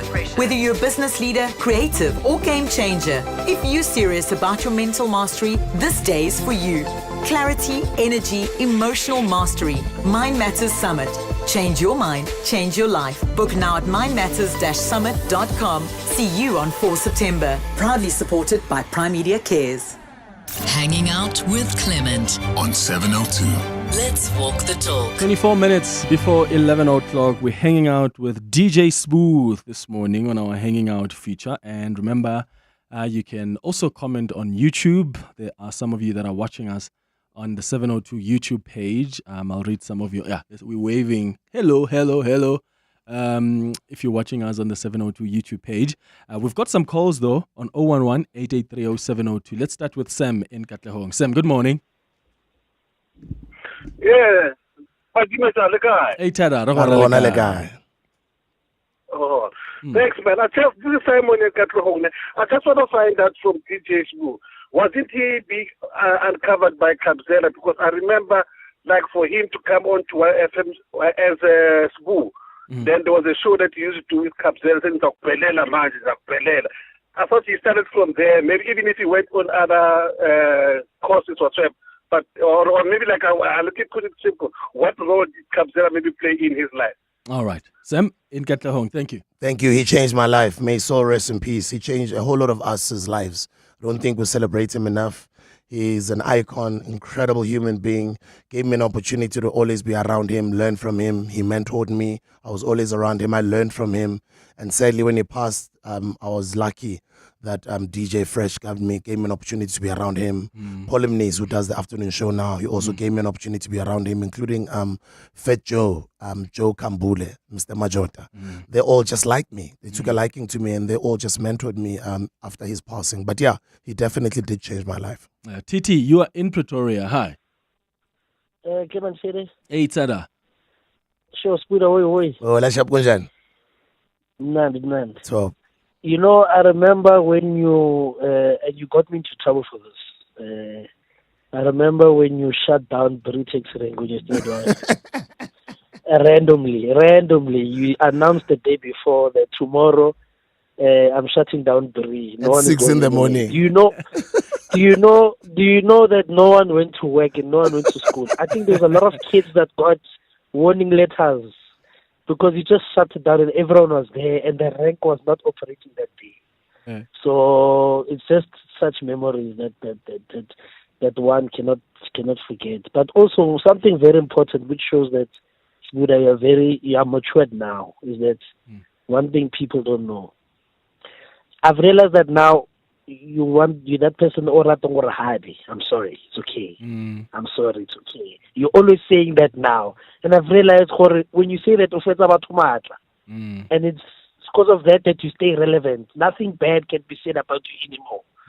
So even if someone has wronged you, and I've picked up even in the media, when people have wronged you or your fellow celebs, you say, I'm sorry. It's okay, I'm sorry.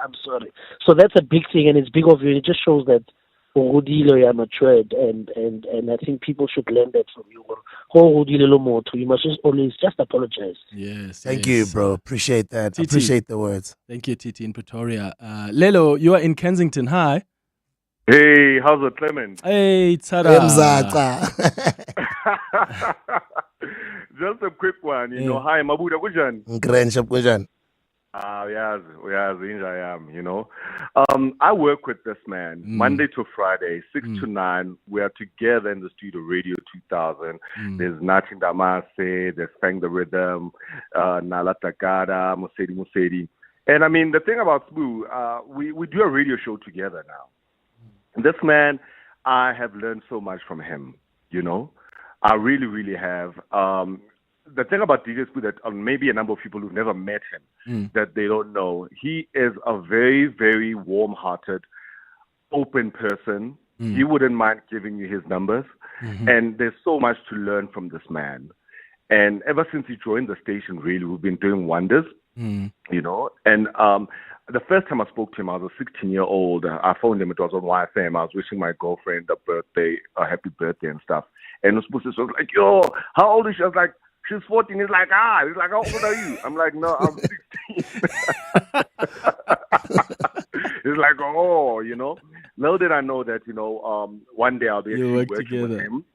Yeah, I mean, he is really, really, really a great guy. And Mabuda, my man, just keep up the good work. Keep pushing in terms of business. You told me something very profound yesterday, that you actually draw no salary from where we work because of your obligations and stuff. But you still food every time you come to work, man. Yeah, I'm faithful. I love you, Lelo, bro. I'll see you tomorrow morning, and thank you for everything that you keep on teaching me, bro. Thank you, Lelo in Kensington. All right, let's play some Brown Dash. memories. Can we do that? Yeah, man, let's do that, man. But in Dota Kali, Marma, you making me emotional, man. Get a love song. Yo.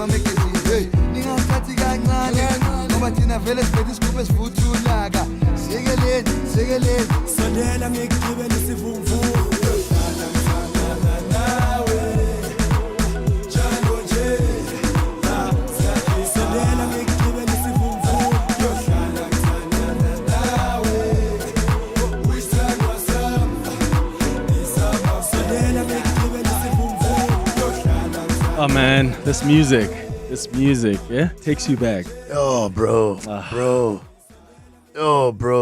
Brown, rest in peace, bro. Rest in peace. But don't worry, your two boys are in good hands and they're doing well. You're a grandfather now. You're a grandfather. Yeah, man. Here's another one.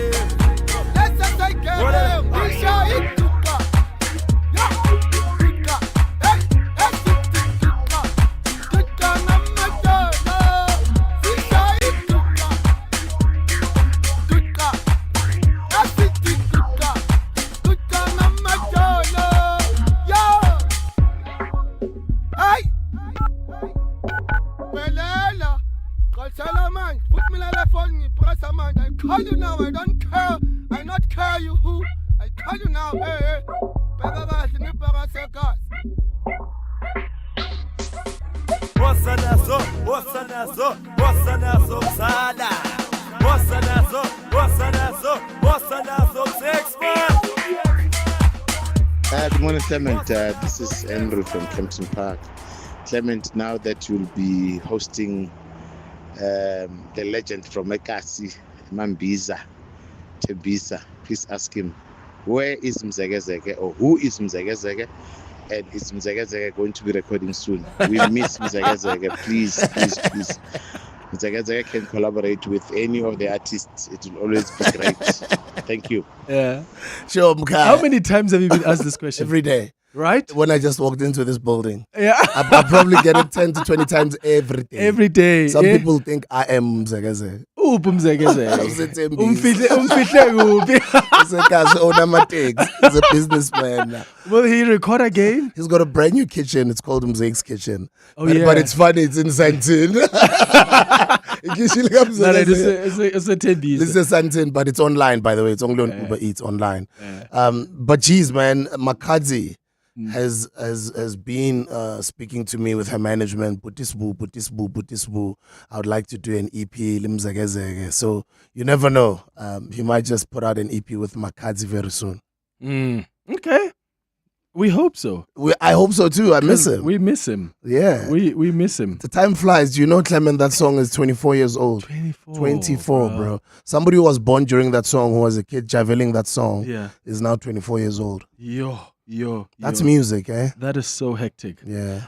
Someone wanted to know about just what would be your lessons from business. So you guys started TS Records with TK Ngiza, with TK, you've moved then the energy drink, but you've been involved in business extensively. Yeah. What were the lessons for you? What's your advice for someone out there listening who is a budding businessman who's like, hey, it's tough sometimes, but I want to be able to be inspired to push?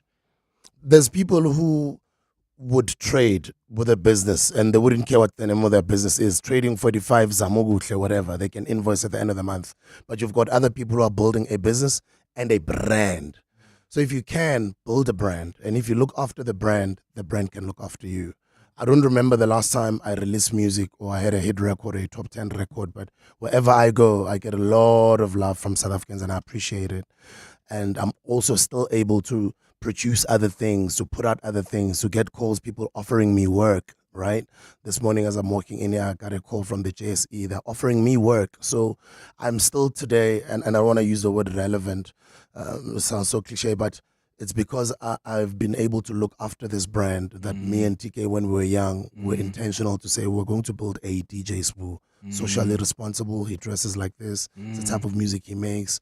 This is what he means to the community, etc. So that's my message to budding entrepreneurs, to say, even if you're building a business, focus on building it to be a brand. Just like the shoppers, I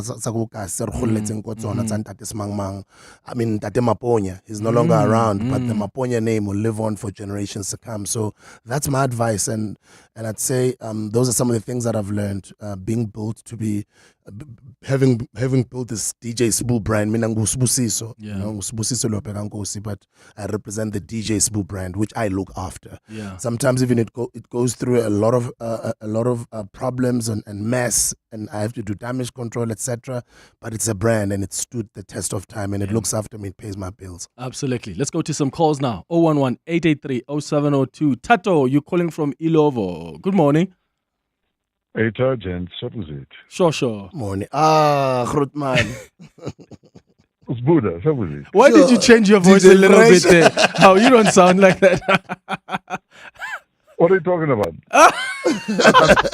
I'm parked in a basement. So anyway, so I'm sure basement in your base. It's base already. It's in the soprano, in fact. Go ahead. I want to tell you about the 16, 17-year-old from Wits Technicon by the SABC that I met. He used to come and DJ on my radio show on YFM. Yeah.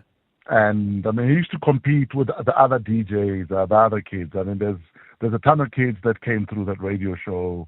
Cleo, Monde, Iggy Smalls, Ken, Euphonic, you name them. They all went through the DJ Fresh school of DJing. But one thing that stood out about Sbu was the fact that he wanted to be always doing a bit more than everyone else, because his work ethic said, to get to where I need to get to, I need to work a little bit harder than everyone else. Before you knew it, he was a part of my radio show as a judge on the same show he used to compete in. Wow. Because such was his work ethic. And I think he's carried that with him his entire career. I mean, there were days when I was doing breakfast at Y. They'd be in studio the whole night.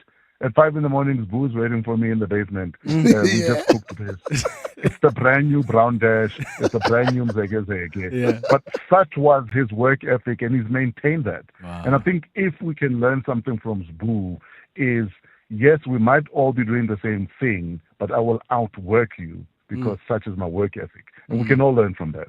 Wow. Mr. Skwana, I love you. Thank you. I'll always give you a flower. I love you, my dude. Thank you for changing my proud of life. you, and I will always, say your name in rooms you're not in because you are that guy. So shout out to you, bro. I love you, DJ Fresh. You and Greg Maloka. Love you, never forget you. Thank you for the call. I appreciate it. Shobratato, Letabo Joy in Johannesburg. Good morning. Morning, Clement. How you doing? Good. How you doing? I'm great. You are with Sbu. I'm here to just say a few things about this man. So I work at the SABC, obviously, and I meet Sbu every morning. I think people don't understand how this guy is who he is on camera and outside camera. But I apologize in front of people. You should see Sbu Afitago SABC when we get in, as he's going to do his Radio 2000 Breakfast show, and I'm going to Tobela. The way he greets even the security guard, it's so amazing. Botobagare is beyond. I think cameras don't even show what was Sbu Kagang, because when I first met Sbu, I don't know if he would remember this. In Rosebank, I remember. So let me tell you, Clement, it was during that time where radio was hurting me. You know, sometimes you get into the thing with so much love, and then you get inside and it's toxic and all of that. And I was just feeling like this thing is not mine. And I called Mr. Mbele and I said, look, I know you know Sbu very well. Can I just sit down an hour with Sbu just for him to just motivate me and bring back this love for radio? And he didn't know me. And he said, okay. And at that time, I did not have a name like I maybe now that people know me. So I'm saying he did not know who I was. And he was like, and I went to his house.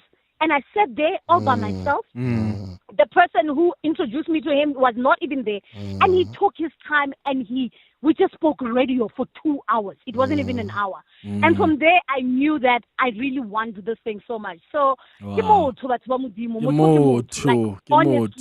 Sbu, and we love you for that. We love you for that. We talk business things so much, and you always say, "Come here, let me push your business. Come here, let me push your business." And Mudimu awokelete, awotompe, awofe everything that your heart desire. I receive, Osletabo. Thank you. So wonderful. And thank you very much for the message. And congrats on your morning show on Tobela. Yeah. Letabo Joy, Matato. Thank you so much for that. You've got a new song. Yeah, I'm having some fun with a lady from Kenya by the name of Tina Adore. Right now you make music for the love. There was a time when it was the bread and butter. But for now, once in a while, just put out some music. So I'm putting out this one for the summer. I know my loyal following, people that love my work, people that grew with me, will love the sound. Yeah. Because when it comes to satisfying you guys, my original core, they call them my 2000 but my day ones. Yeah. I don't miss. My 2000. I know you're going to love this one. It's called I Am Love. Yeah, it's me and UPZ and Tina Adore. Tina UPZ gave you guys that classic. Kwanji barking. Na na na na tonight. Na na na na na to the morning. La la la. Yeah, I worked with him and Tina. Yeah. Nice one.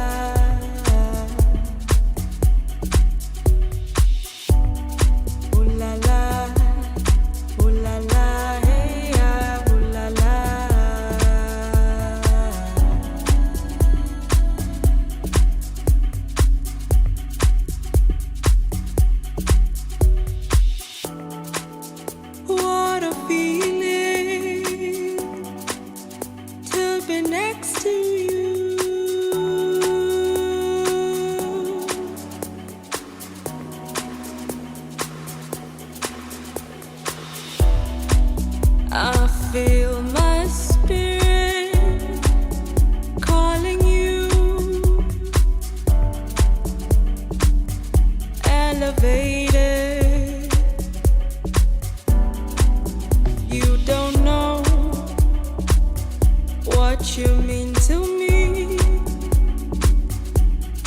You don't know how you show me what life's supposed to be. I hope you feel the same for me.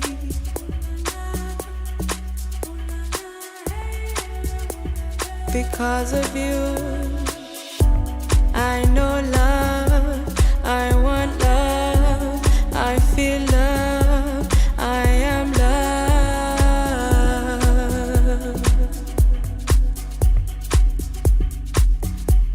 Because of you, I know love, I feel love, I want love, I am love.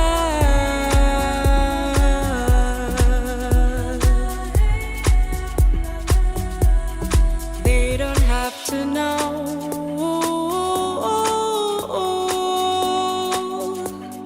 everything you touch turns to gold. Because of you, I know love, I want love, I feel love, I am love.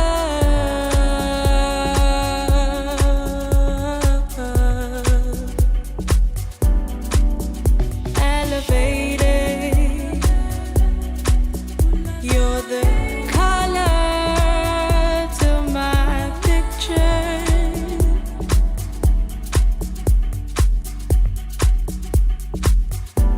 What a beautiful song.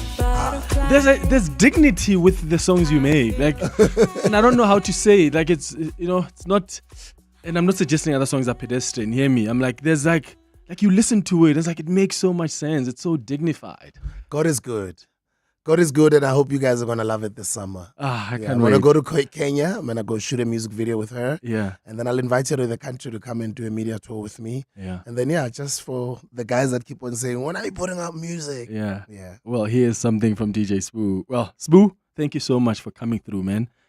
We wanted to celebrate you this morning and appreciate the amazing work that you've done. Uskhulisile, someone said that earlier. Don't you feel old when someone says, that man uskhulisile? Especially since I've been seeing Gray. Yeah, God has been good. Ngiyabonga kakhulu, ngiyantanda. And Clement, I'm so proud of you. I'm a big fan too. Thank you, brother. Listen to the show every day. You're incredible and you're going very far. So thank you very much to all the listeners. uNkulunkulu nananibusise. Ngathi may all your dreams, guys, come true. Ki lebila holo.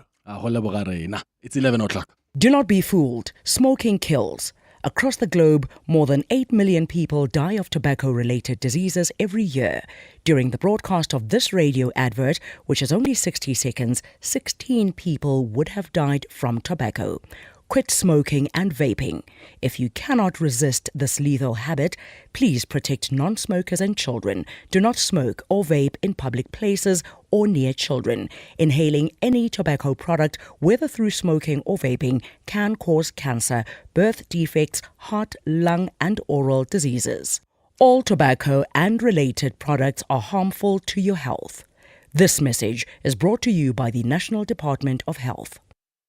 There's an art to sushi, the balance, the freshness, the precision, and some places don't just serve it, they elevate it to a performance. Whether it's your date night favorite or your Friday lunch ritual, that sushi bar that consistently delivers flavor, finesse, and flair deserves to be seen. If there are rolls, there's sashimi and service keep you coming back, now's your chance to say, I see you. Nominate them for Gauteng's greatest sushi bar at primemediaplus.com, because Gauteng isn't just the hub of business, it's the home of excellence, and excellence deserves your applause. Gauteng's greatest awards with 702, powered by Yoko. Let Yoko counterfuel your business to greatness. Go to yoko.com to explore the new point of sale solution, saving hundreds of businesses time and money. Whenever you hear deep in the heart and art of jazz, think Sia Makuzeni with the big band, Jasmine Horn, Alun Wad, The Baylor Project, Jose James sings Badu, Umusangare,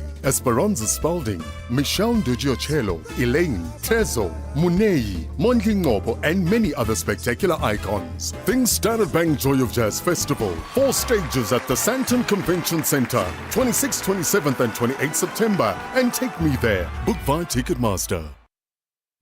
Step inside the business of sport and entertainment with Harvard Business School's Professor Anita Albers at the Prime Media Sports and Entertainment Masterclass. Explore Netflix's rise in the streaming wars, the billion-dollar world of Grand Theft Auto 5 and strategies of global sport leaders. 11 and 12 August at the Maslow Hotel in Sandton. Book your seat now at Ticketmaster. This is EWN. Good morning, I'm Sbusiso Zulu. The Weather Service has warned Gauteng residents to expect more showers in the afternoon. The low temperatures currently in the province are expected to persist at least until tonight. Forecaster Lihlohonolo Tobela says Mpumalanga and Limpopo have also been affected. A level 3 warning for severe thunderstorms has been issued. It is a very low likelihood of severe thunderstorms that are expected over the central and the eastern parts of Limpopo into the southwestern parts of Mpumalanga. The High Court in Pretoria is set to receive an update this morning on the next steps by the defense in the Senzo Meyiwa trial. The state closed its case last week after 2 years of leading evidence. Prosecutors have drawn links between their evidence and the 5 men accused of the football star's murder. The Bafana Bafana captain was shot at the home of his girlfriend, Singer Kelly Kumalo, in October 2014. Khomotso Modisa reports. The ball is now in the defense's court as the state has wrapped up its case in which over 50 witnesses were called. Last week, the defense informed the court that all the accused would be bringing a Section 174 discharge application. This is brought when the defense believes that there's no real evidence against the accused for conviction and thus no case to answer to. But because the men's cases are funded by Legal Aid South Africa, the defense has had to consult with the body on their intention to bring the application. This morning, the defense will bring an update on its talks with Legal Aid and the way forward. Khomotso Modise, Eyewitness News. 3 men accused of killing former IFP Member of Parliament Khetha Sithole are expected to apply for bail today. They are accused of shooting Sithole and injuring 2 other IFP members during a ward meeting in Katlehong in May.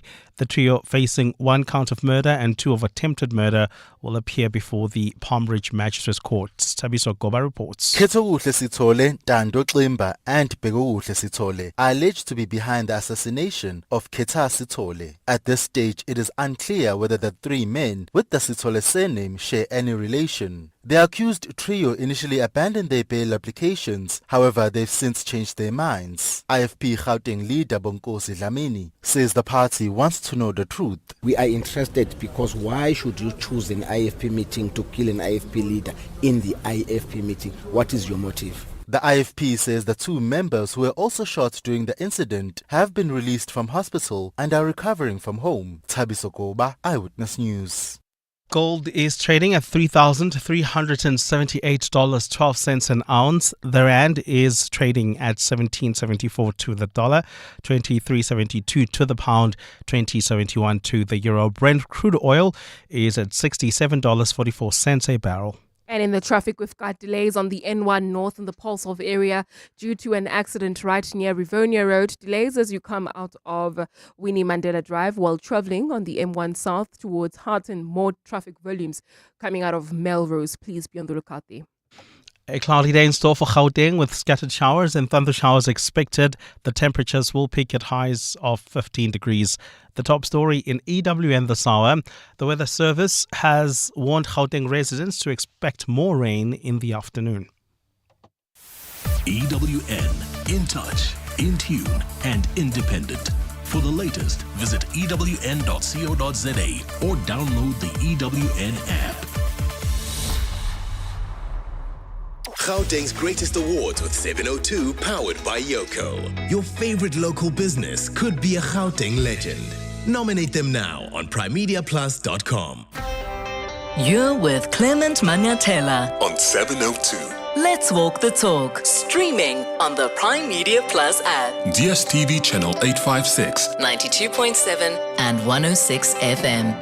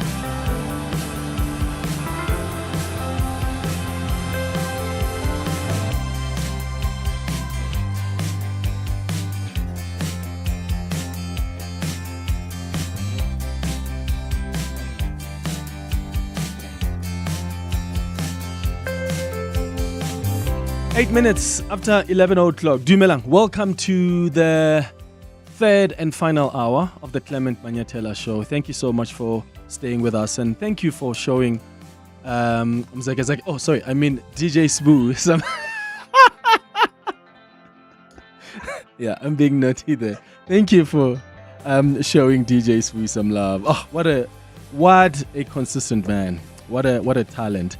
Thank you so much. If you missed that interview, go check it out on YouTube. Go check out the podcast as well. Time now for our Thursday Dialogue. The Dialogue with Clement Manyathela. It's not just another roundtable discussion. Let's walk the talk on 702. Hold on. Before that, I see this breaking news here on my screen. Newsroom Africa is reporting that President Cyril Ramaphosa is going to speak to Trump or not. The president and his U.S. counterpart agreed to continue with engagements as new tariffs kick in for South Africa today. So that's what in fact, there's a statement here. Should have just checked my WhatsApp. So the presidency has released a statement. It just came in now. It says President Cyril Ramaphosa has held a telephone discussion during the morning of the 6th of August. So that was when? That was yesterday. So the president had a conversation with U.S. President Donald Trump over the phone. The two leaders undertook to continue with further engagements, recognizing the various trade negotiations the U.S. is currently involved in. Respective trade negotiating teams will take forward more detailed discussions. Okay, that last line probably more important. Respective trade negotiations teams will take forward more detailed discussions. Let's hope that they have found some kind of common ground, and we're going to get to a point where maybe there's going to be a reconsideration by the U.S. On the 30% tariffs. I really hope so, because my goodness, that is going to be devastating for us. All right, so on our Thursday Dialogue today, we are asking whether South Africa can handle a 3% inflation target. So I told you earlier about this power struggle between the National Treasury and the Reserve Bank over the control of monetary policy, particularly around the question of whether the inflation target should be reduced. And to give you some context, last week, the Reserve Bank Governor Lesetja Kganyago announced that the Monetary Policy Committee would now use forecasts with a 3% inflation anchor to inform future rate decisions. And this is despite government's official policy of a band of that 3 to 6%, right? So the Finance Minister, Enoch Kotongwana, released a statement this week saying that he does not intend to confirm the move at the upcoming medium-term budget policy statement. And the thing is, some people at the Reserve Bank are saying over the last couple of years, there has been a debate about lowering our inflation target so that we are in line with our peers and we are more competitive. But a decision has not been taken. And yes, the responsibility of policy making here lies with the finance minister. Hence, there are questions being asked about whether or not the Reserve Bank jumped the gun. I mean, the National Treasury's inflation guidelines are what the government uses to plan its spending and revenue projections. Hence, the questions also about the risk that this misalignment between Treasury and the Reserve Bank poses. So there are different schools of thoughts here, right? You've got other people who are saying that it's important for us to actually have this target at 3%. And there are all sorts of reasons that have been given, and the analysts I've invited this morning will take us through that. There are some people who are saying, well, this is actually pro-poor because in the long run, it's going to benefit the poorest of the poor. You've got other people who are saying that, no, this is not pro-poor. It's yes, in the long term, you may see some economic benefits, but it's a very difficult road to get there. So let's try and get some analysis on this and just understand this matter much better. We've got Professor Patrick Bond, who's the director of the Center for Social Change in the Department of Sociology at the University of Johannesburg, joining us via Zoom. Professor Bond, thank you so much for making time. Good morning.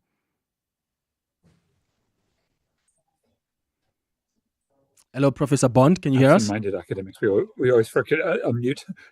Very, very nice to be with you, and especially with my friend Lumkile. Thank you so much. And Dr. Lumkile Mondi is a senior lecturer at the School of Economics and Business Science at the University of Witwatersrand. Dr. Mondi, thank you so much for also making time. Good morning. Good morning, Clement, and good morning, Comrade Patrick. Yeah. So let me just start before we get into the details of what this, if we keep it at really 3% target range, what that would mean to the economy. But Professor Bond, let's start with just understanding the roles of responsibility and authority here between the Reserve Bank and Treasury. Do you think that the Reserve Bank governor jumped the gun here because the responsibility of policy making here lies with the finance minister? How do you read what's happened? Well, I read it as a power struggle between those who favor the interests of financiers, and their objective is always to lower the inflation rate, because, of course, the degeneration of a currency and of a debt, if you make a loan to somebody and you expect it to be repaid, the worst thing for you is inflation, because it eats away the value of future funding. And if you can keep the rate as close to zero as possible as a financier, you're going to be much better off. And we live in an age, even though it's often said that Donald Trump has wrecked free market economics and neoliberalism. Unfortunately, we still live in an age, especially in South Africa, where financiers are calling the shots. So I see this as just one more reflection of many ways the Reserve Bank serves its owners, the commercial banks, and is working, I think, against the interests of the society with this sort of move. Whether or not the procedural, moments of discussion, we sort of jumped the gun by not working this out with the ANC Transformation Committee and with Finance Minister Golongwana, is fairly trivial compared to the big question. Yeah. Who's wielding power? Who will win? Who will lose in this? Yeah. And Dr. Mondi, your thoughts on the processes? Because, there are some people at the Reserve Bank who argue that, this is no different to when they announced in 2017 that while the inflation target is, 3 to 7%, they are targeting 4.5%. Do we have precedents here where the South African Reserve Bank has unilaterally shifted its focus? And what is the actual established consultation process for adjustments to inflation targeting? Thank you so much, Clement, for that question. Firstly, we must look at the constitutional mandate of the central bank, which is to protect the value of the currency and promote balance and sustainable economic growth. And so what is very important for entrepreneurs and corporations at large who create employment opportunities in a country with a structural employment that is the highest among all middle-income countries, is to ensure that entrepreneurs and businesses have got access to a low interest rate and therefore can go and borrow and deploy capital, create wealth for themselves whilst creating employment opportunities and paying taxes to the South African revenue services. So I think that's very, very important. So therefore, in terms of them sharing with the Republic what they're trying to do, it's aligned to their constitutional responsibility of making sure that South Africa does come out of a slump and a crisis of investment because of high inflation, but also of a very unfriendly environment. And one of the ways of assisting our economy to achieve balanced economic growth is to make sure that borrowing costs are very, very low. So I wasn't surprised that the central bank has indicated to us that it will favor a range of 3, between 2 and 4, but a middle point of about 3, because through the consultation process that they undertook, many of us were there at Clement. On the 27th and 28th of March 2025, the central bank celebrated 25 years of inflation targeting, and we had all the speakers were very, very concerned by South Africa's rising debt, which in fact is creating havoc for public sector companies, Eskom, Transnet, who are highly indebted. Therefore, a lower inflation will mean that the drop of the debt will be huge, making it easier for Transnet and Eskom to service that debt and have additional capital to invest on infrastructure, both port rail as well as transmission infrastructure. So this is a good move by the central bank. It is a pity that the Treasury does not see the benefit, because it is quite important for us to have low inflation, therefore low interest rate. Therefore, people like you, Clement, if you've got a car or a bond for your house, you'll be very, very happy to have interest rate at far lesser cost, and therefore more money in your pocket. Yeah. And then you can spend more to create more jobs, that's the sector. Thank you. I'm sorry it's a bit long. No, thank you. That context is important. And Professor Bond, when we look at the benefits, what do you see? Because what the Reserve Bank says is, with inflation seemingly so well contained, they want to now keep it, bottled up at 3%. And they're saying over the past few months, the prospect of a lower inflation target has bolstered the rand and lowered long-term borrowing costs. So it's important to sustain this progress and sort of minimize uncertainty about the long-term objectives of monetary policy. So their argument is that, when you lower inflation creates room for the South African Reserve Bank to then drop interest rates, which then stimulates growth and reduces government's spiraling interest burden. So the question then is, on your assessment, does having a lower indication target make sense in economic terms?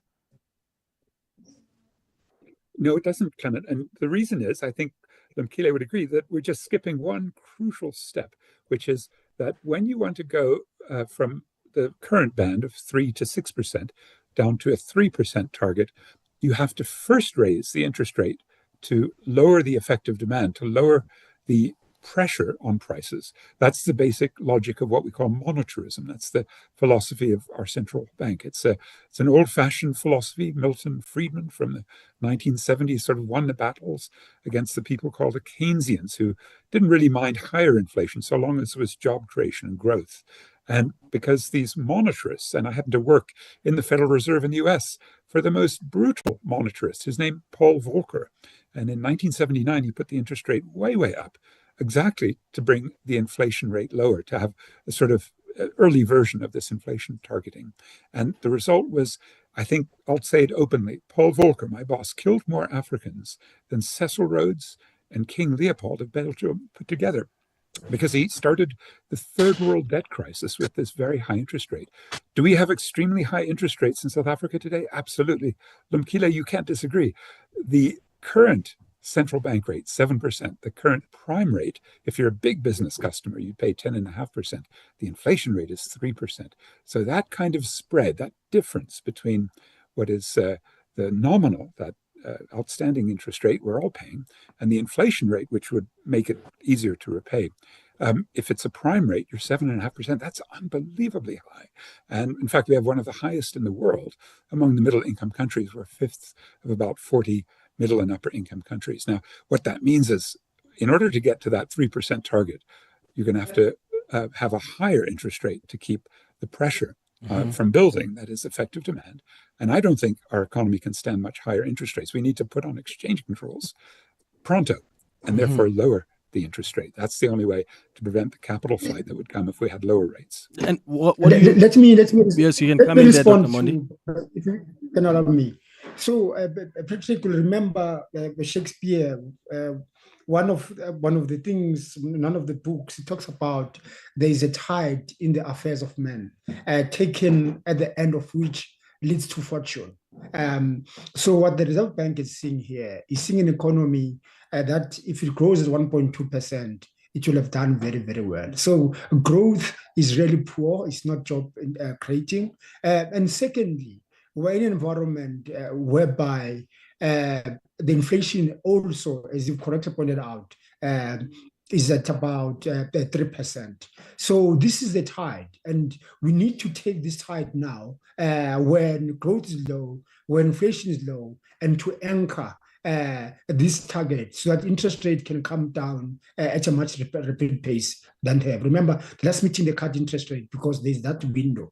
So when you act in this opportune moment, you anchor it now, it means that the events that you are describing, Patrick, are unlikely to happen because where we are at the moment, the growth is not going to be very investor attractive. So we're trying to anchor this crisis now because we're planning to create certainty, to create a possibility that at the end of the tide, there'll be fortune. Yeah. And Professor Bond, just to come in there, because I'm interested in your response to how the Reserve Bank governor put it. He said that the bank research found that if inflation were to stabilize at the midpoint, for instance, of 4.5%, prices would double every, I think he said 16 years. But should inflation plateau at around 3% rate, it would then take about 24 years for prices to double. So he says in advanced economies, prices double every 36 years because they are targeting 2%. So the argument there is if you prioritize price stability, ultimately that's going to lead to the lower interest rates. See, it's so inappropriate, isn't it, to consider what they're doing with interest rates in the north, where they've got a lot more space. To be sure, they've got higher debt ratios, but they've got more power, more financial clout, and more developed financial markets. They can lower the rates, and as a result, the inflation isn't really a problem until let's say Trump's tariffs start to kick in. Then you'll see a huge debate in the U.S. In fact, already Trump is threatening to fire his Federal Reserve chair, Jerome Powell, because he wants even lower rates faster to stimulate growth. But my point is, you can't compare a 2% inflation target in, say, the U.S., where the unemployment is about 4%, with South Africa, where it's 44% when you consider the people who've given up looking, the expanded rate.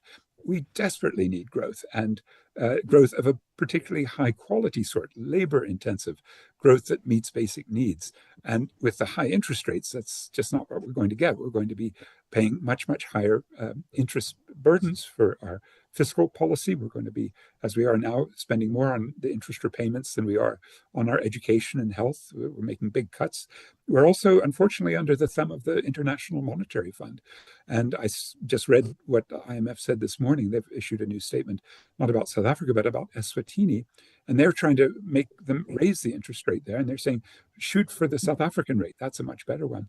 You see, if you could get a much tighter exchange control, you could stabilize the currency much better. And you see, what I think Nomkele hasn't factored in is that so much of the inflation comes from our falling rand. That is, the exchange rate is falling regularly. We were at 6 rand to the dollar about 15 years ago. We're at 18 rand to the dollar roughly today. And that means, I think, Nomkele, you have to agree that the Reserve Bank's done a terrible job with its constitutional mandate of protecting the value of the currency. It's crashed. And when it crashes, we import inflation. We import the higher prices of fuel, especially, but all kinds of imported goods. So I think it's so inappropriate to say we want a 3% target, and it's such a snake oil to say, oh, it'll give us lower interest rates. I can assure you, as soon as that moves up, the only tool that Lesego Kanyako, the Reserve Bank governor, has is the only tool, the only, hammer and nail he knows is to raise the interest rates if there's a little move. And we just can't afford that. The rates are way too high already. Yeah, Dr. Mondi? Patrick, I wish you could really look at the macroeconomic management, not look at one instrument, which is a monetary policy. There is no doubt there is a concern in South Africa about the management of public finance. We all saw the other day on Daily Maverick how the suspended CEO of one public sector institution was trying to buy a journalist. So the point I'm making is that the rand is a function of confidence into South Africa. So if your macroeconomic management, where the corruption, mismanagement of public funds, of money is supposed to go to infrastructure, goes to Lumkile's pockets, goes to Dubai, goes to all the places. There's flashy, people buy a house of 28 million rand being public sector. If you got a macroeconomic like that, there's going to be lack of investor confidence in that. So what I'm saying is that if you look at the important side and the capital flight, it's a consequence of poor macroeconomic management. So both the fiscal and monetary policy need to converge. And unfortunately, in South Africa, we're very fortunate that we've had a disciplined institution called South African Reserve Bank, which has stuck to its constitutional mandate and did what it's supposed to do. So what I'm saying to you, Patrick, don't cherry pick. Look at the macroeconomic management, and you'll see how fiscal policy has spent so much money and we've got very little to show. High unemployment, roads, rail, ports, electricity, everything is falling apart, and crime is spiraling. So look at the whole picture. If you look at the whole picture, we'll see if an investor, you ask question of South Africa, should I put my money there? So I'm saying basically that let's look at the whole picture broadly and let's isolate issues. And I think for me, a lower inflation target means a lower interest rate, means more investor confidence, means more saving for you, Patrick, on your car, on your bond. But over time, the prices of food and other goods will come down because they're anchored at a lower inflation target level. Mm-hmm. How effective? Rebut? Yeah, you can. Before I ask my next question. My rebuttal is simple to my friend Lumkile. He says he's going to take his money in his pocket and move it to Dubai. Well, he was just joking, but joking. But that's a serious problem. Why is that? Because of the corruption in the Reserve Bank, right? The corruption that got us grey listed. And don't take it from me. I'm a left-wing political economist. Take it from the Financial Action Task Force. They saw so much illicit financial flows, so much money laundering, right? Drug trade, the gold trade, all of the extraordinary ways the Reserve Bank and the Finance Ministry have been slackers, letting 7% of GDP flood out, according to Treasury, every year because of really weak exchange controls. So I think I want to flip you over a little bit, my dear friend, and ask, if you think the state is full of corruption, of course, but do you know what Transparency International ranks our government, our politicians, and our bureaucrats? The 107th most corrupt state. But do you know what they rank the people in Sandton? The group ranking is PwC. I'm going to say openly, they wrecked our national airline. They're very corrupt, and I therefore trust them when they do corruption rankings. They're called economic crime and fraud surveys. And you look at those, Lumkele, guess which capitalist class ranks number one for economic crime and fraud since they started these surveys earlier in the century. Nearly every year, it's been the lads in Sandton and Stellenbosch, Umhlanga, Central Cape Town. Those are the white guys who are the real tsotsis. They're three-piece suited. And I always tell my friends, if they're coming to Johannesburg, hey, be careful. We have a high crime rate. If you have a little piece of plastic, your credit card, be careful. If you're putting it into a bank, you're bound to be looted. What do you think of that as a rebuttal? The reality, those South Africans are very, very proud. They are probably, one of our patriots who've created institutions. They are committed to South Africa. They're trying to make goods accessible to the poorest of the poor, across from clothing to food. And so, really, I think the evidence to what you're saying indicates differently. They would, if they were to peg for Perth or Dubai or any other foreign country, I think this country would be in a worse shape. I think part of us being resilient in this difficult global economic climate is because of those Stellenbosch entrepreneurs who are proudly South Africans, who create a lot of opportunities and employ millions of South Africans because they believe that we've got this. But in achieving better life for all, we need to work together. We need to ensure that there's price stability, that we fight for cheaper access to funding because the interest rates are low, and in the process, focus on doing the right thing, but invest in infrastructure, invest in our people to make life better for everyone. Yeah, all right, it's 11:31. We're going to get the latest in Eyewitness News headlines. When we come back, we'll continue this conversation with Professor Bond and Dr. Mondi. I'd like your thoughts as well. Do you think that South Africa can handle this 3% inflation target? There are some that are saying, as you've heard, it's a pro-poor instrument. It prioritizes price stability and ultimately leads to lower interest rates. But you've got others who are saying our economy is simply not strong enough to handle an inflation target of 3%. I mean, some unions are also saying that the move will have devastating consequences, makes the poor more poorer when you're prioritizing price stability over economic growth and job creation. COSATU has been saying that.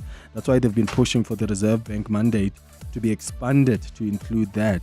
Where do you stand on this one? 011-883-0702 is where you can call us. Maybe you've got questions for my guests as well. The WhatsApp line is 072 702-1702. Mbali, good morning. Thanks, Clement. Good morning. President Cyril Ramaphosa has held a telephone discussion with his U.S. counterpart Donald Trump. The presidency says the talk yesterday was centered around the two leaders discussing trade relations. It comes as Trump's controversial tariffs kick in, making it more expensive for countries to export to the United States. South Africa has been hit with a 30% duty, and government is still trying to negotiate a better trade deal. 2 car crashes have occurred on the N1 between Mokopane and Polokwane due to slippery roads caused by a hailstorm. The Transport Department in Limpopo is now alerting motorists who are travelling on the busy route to be vigilant and to drive with caution. Cold weather conditions have resulted in showers and rain in parts of Gauteng as well as in Mpumalanga. And police are conducting profile checks and address verification on the illegal miners arrested at the Sheba Gold Mine in Mpumalanga, including searches for prior convictions both locally and in their home countries. These verifications come after a series of court appearances following Operation Vala Umkoti, which is a massive police sweep which netted over 550 illegal miners in Barberton since last week. Those are the headlines, this EWN and more at midday or as it happens. EWN Traffic. Well, travelling on the N14 East, we've got some delays reported towards Malibongwe Drive. Please be on the lookout there. Well, heading out of Muldersdrift, more delays on the N14 West. And this is in and out of Malibongwe Drive. So please be on the lookout there and drive with care. Travelling on the M1 South, roadworks taking place right near Harting Drive, causing delays coming out of Corlett Drive. There's also queuing traffic on the R24 East, right near the N12 merge. It's causing delays coming out of Edenville Road. Otherwise, I'm Amo Ramela. Garabujale will have your next traffic update at the top of the hour. Stay tuned. There's more EWN on air, online, and on the EWN app. John Perlman. Weekday afternoons, 3 to 6. The buses, many of them are in a bad state. From your perspective at SAMWU, how long have you been aware that this is actually a problem? What have your members been saying? What not been aware of is that there is 2 companies that are operating in that space. Okay. One is Piotrans and the other one is Litsamais. The company that is mostly affected by these unroadworthy buses is the Piotrans company. Okay. So as a result, not to be operated on the system and they would then have to be grounded. John Perlman. 3 to 6 on 702. This August, the Prime Media Sport and Entertainment Masterclass is open to the public for the first time ever. Join Harvard Business School's Professor Anita Albers for 2 days of global case studies, including Real Madrid's winning formula, Netflix streaming dominance, and Francis Ganot's fight for athlete freedom. 11th and 12th of August at the Maslow Hotel in Sandton. Seats are limited. Search Prime Media Sport Masterclass on Ticketmaster to book today. Dear Journal, trying to be an adult day 3471. Fridays at work used to be great. 3 p.m, laptops off, music on, even a cheeky beer. Now I just sit with Teams open and pray that Monet from finance doesn't message me at 4:57 p.m. Hating the corporate 9 to 5? Get covered at pineapple.co.za. It's easy and like 19 Rand a day, so it's 100% the insurance for you. Underwritten by Old Mutual Alternative Risk Transfer Insurer Limited, a licensed non-life insurer and authorized FSP. Premiums are risk profile dependent. The blockbuster main attraction at UFC 319 in Chicago on the 17th of August sees Dricus du Plessis take on Russia's Khamzat Chimaev. Will the South African fighter become a legend and defend his middleweight title for the 3rd time while handing the challenger his first ever defeat? Catch all the thrilling action and be in it to win it. Bet 40 Rand or more on any UFC fight between 1 July and 17 August and stand a chance to win your share of 100,000 Rand in cash and prizes. T's and C's apply. Hollywood Sportsbook is a licensed betting operator. No persons under the age of 18 years are permitted to gamble. Winners know when to stop. South African Responsible Gambling Foundation toll-free counselling line 0800 006 008 or WhatsApp help to 076 675 0710. Ah, choices. We love them. Like a Jator dealer asking you, so which one do you like? And you're like, do you like the bold, stylish, head-turning dashing from 4,999 per month? Or the adventurous 7-seater X70 Plus from 5,199 per month? Both. Because yes, choices. Book your test drive at jetor.coza and make an excellent choice either way. T's and C's apply. Jetor. Drive your future. Every business begins with heart, but it thrives with support. And no one backs Gauteng's dreamers and doers like 702, Yoko, and you.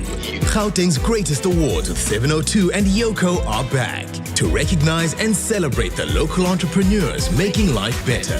From your favorite coffee spot to the baker who knows your name, from the salon that raised generations to the bold newcomer raising the bar. Just think of the business that made you feel seen. Now's your chance to say, I see you. I see you. Go to primemediaplus.com to view the categories and make your nomination. Because this province isn't just the hub of business, it's the home of excellence. And excellence deserves your applause. Gauteng's greatest awards with 702, powered by Yoko. Let Yoko Counter fuel your business to greatness. Go to yoko.com to explore the new point of sale solution, saving hundreds of businesses time and money. The Dialogue with Clement Manyathela. It's not just another roundtable discussion. Let's walk the talk on 702. It's 20 minutes before 12 o'clock. On our Thursday Dialogue this morning, we are talking about this power struggle that's brewing between the National Treasury and the South African Reserve Bank.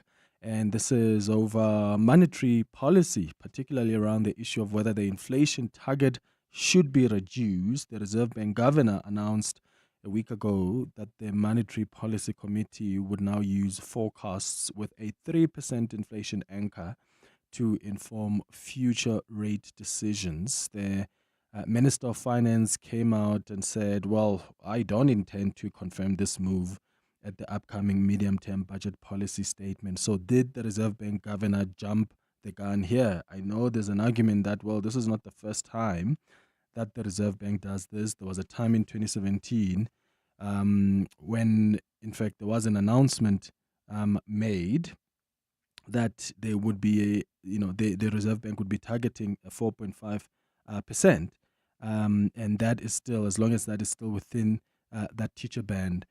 But there are all those who argue that the Reserve Bank governor shouldn't have gone ahead and made this announcement because it sort of like puts the pressure on the finance minister, who has since come out to say, I actually don't intend to confirm what's been announced by the Reserve Bank.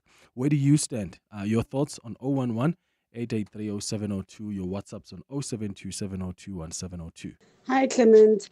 I agree 100% with Professor Bond. I think the biggest problem that we have now with inflation and just a rising cost of borrowing, especially as business people, is that it becomes unaffordable, and the reality is that we're not going to get borrowing under, we're not going to get affordable borrowing and businesses going if the cost of borrowing remains high.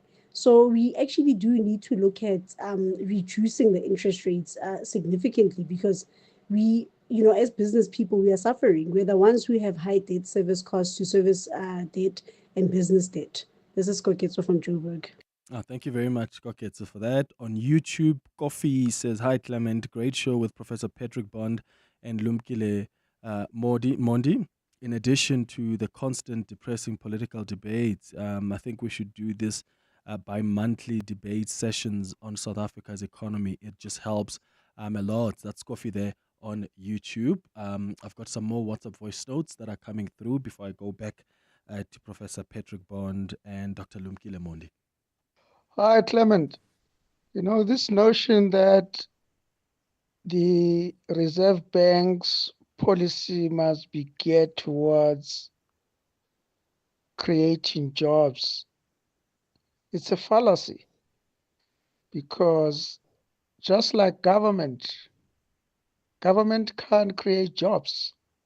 All government needs to do is to make the environment conducive for investment.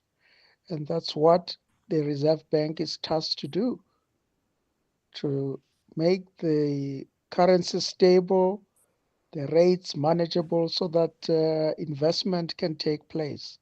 So this notion of the Reserve Bank's policy being geared towards creating jobs, it's a fallacy. All right, thank you so much for your inputs. Let me get Professor Bond and Dr. Mondi to respond to that. And of course, we understand what the constitutional mandate of the bank is, and as far as protecting the value of the currency. But as I said, COSATU, I mean, it's been an ongoing debate, hasn't it, Professor Bond, about whether or not this mandate of the Reserve Bank must not be expanded so that it also includes job creation and economic growth. But yeah, this listener saying, well, it's a fallacy. Well, the listener is adopting the, we call it pre-Keynesian, very old-fashioned point of view. You see, in a situation like this where there is very little private investment, and what we've seen of investment in this century has largely been the extractive industries, which, because it's mining, it takes away our non-renewable resource, our sovereign wealth, and doesn't reinvest anywhere near the rate. That's not controversial to say mining is underdeveloping South Africa. The World Bank even agrees with me on this.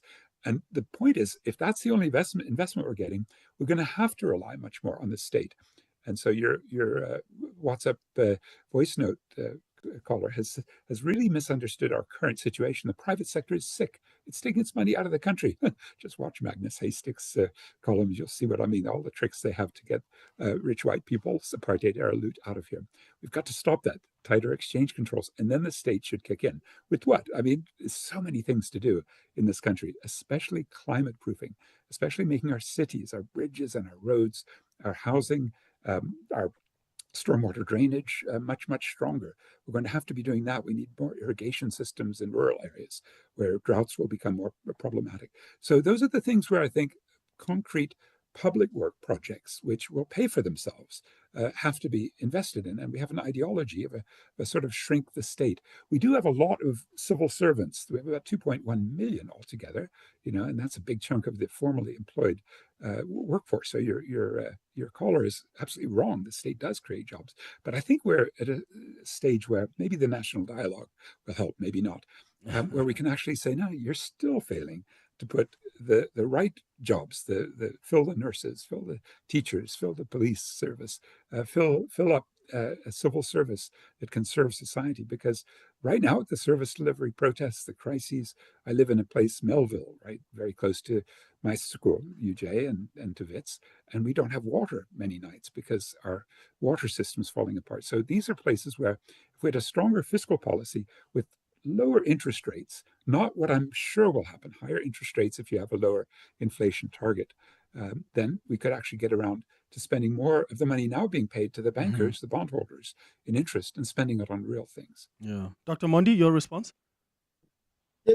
Clement, firstly, basically the notion of low inflation leads to lower interest rates. And therefore, firstly, for business, as I said earlier, lower cost of borrowing means or leads to high investment because the cost of borrowing are very, very low. Secondly, from an individual perspective, as I said earlier, it completely takes away your liability. So if you have got a 50 or 60 months motor car or a 20-year-old bond, low interest rate will cut the debt repayment cost massively. So you'll have more cash in your pocket to do other things. Thirdly, for the Southern government that is highly indebted and its SOEs, lower inflation, lower interest rate mean cutting most of the debt and therefore making some of the balance sheet of the SOCs much more palatable. And so the notion that a lower inflation target is bad, I don't know where it comes from. And more importantly, a final point in response to the WhatsApp is that until the physical side of the coin, of our instrument, stabilizes, it just makes this job of the South African Reserve Bank very, very difficult. It's the only institution that is standing. I know Professor Bond is arguing that they are captured by financiers, but in reality, they've worked very, very, very hard to cushion the impact both of the COVID crisis or the health crisis, but now a poor economy, by making sure that at least we now as South African have anchored our expectation about inflation and about interest rate and understand exactly what they are doing. And that been 5 years history of implementation is really a huge achievement that South Africans and broader public know what inflation targeting is. We wish that the fiscal policy side will become more transparent and we can hold people to account. Because I think in this exercise, I'm very excited, Clement, that we've done this. We're holding the Reserve Bank to account by engaging with you without the and it's very important. I hope the physical side will be the same, because that's where money of taxpayers gets destroyed. And we never had that opportunity to have these officials coming to account, not to the parliament, but also to us as the public. Yeah. Here's another WhatsApp voice note. The team. My question to your guest is, what about those who will say lower interest rates will have a negative impact on capital inflow in the country? Yes, it benefits the local consumers, but what about the capital inflow into the country? Thanks, David. All right, thank you, David, for your question. Professor Bond? I think we have too much capital inflow, and we're not using the vast amounts of liquid capital. We have the third highest bubble in the stock market. That means the Buffett indicator, Warren Buffett's notion that if you take the market capitalization divided by the GDP, there are only two stock markets, Hong Kong and Saudi Arabia, that have higher bubbles. In other words, they're bubbly. They have way too much money flooding in, including foreign money. And because we don't have prescribed assets anymore, that is, we take some of this investor funding and put it into state coffers to do good things, public works projects that are so badly needed, service delivery. We have this problem of excessive financial bubbling. And we have a foreign debt of $170 billion, private and public. And that's way too much. We've got too much exposure to the foreign markets. We've gotten rid of exchange controls way too quickly.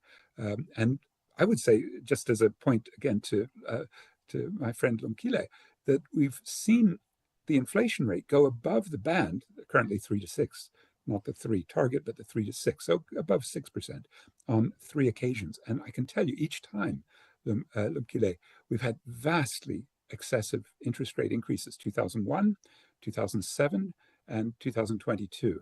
And when we got those interest rate increases on those 3 occasions, they were devastating to the real economy, to the caller who's a small business person.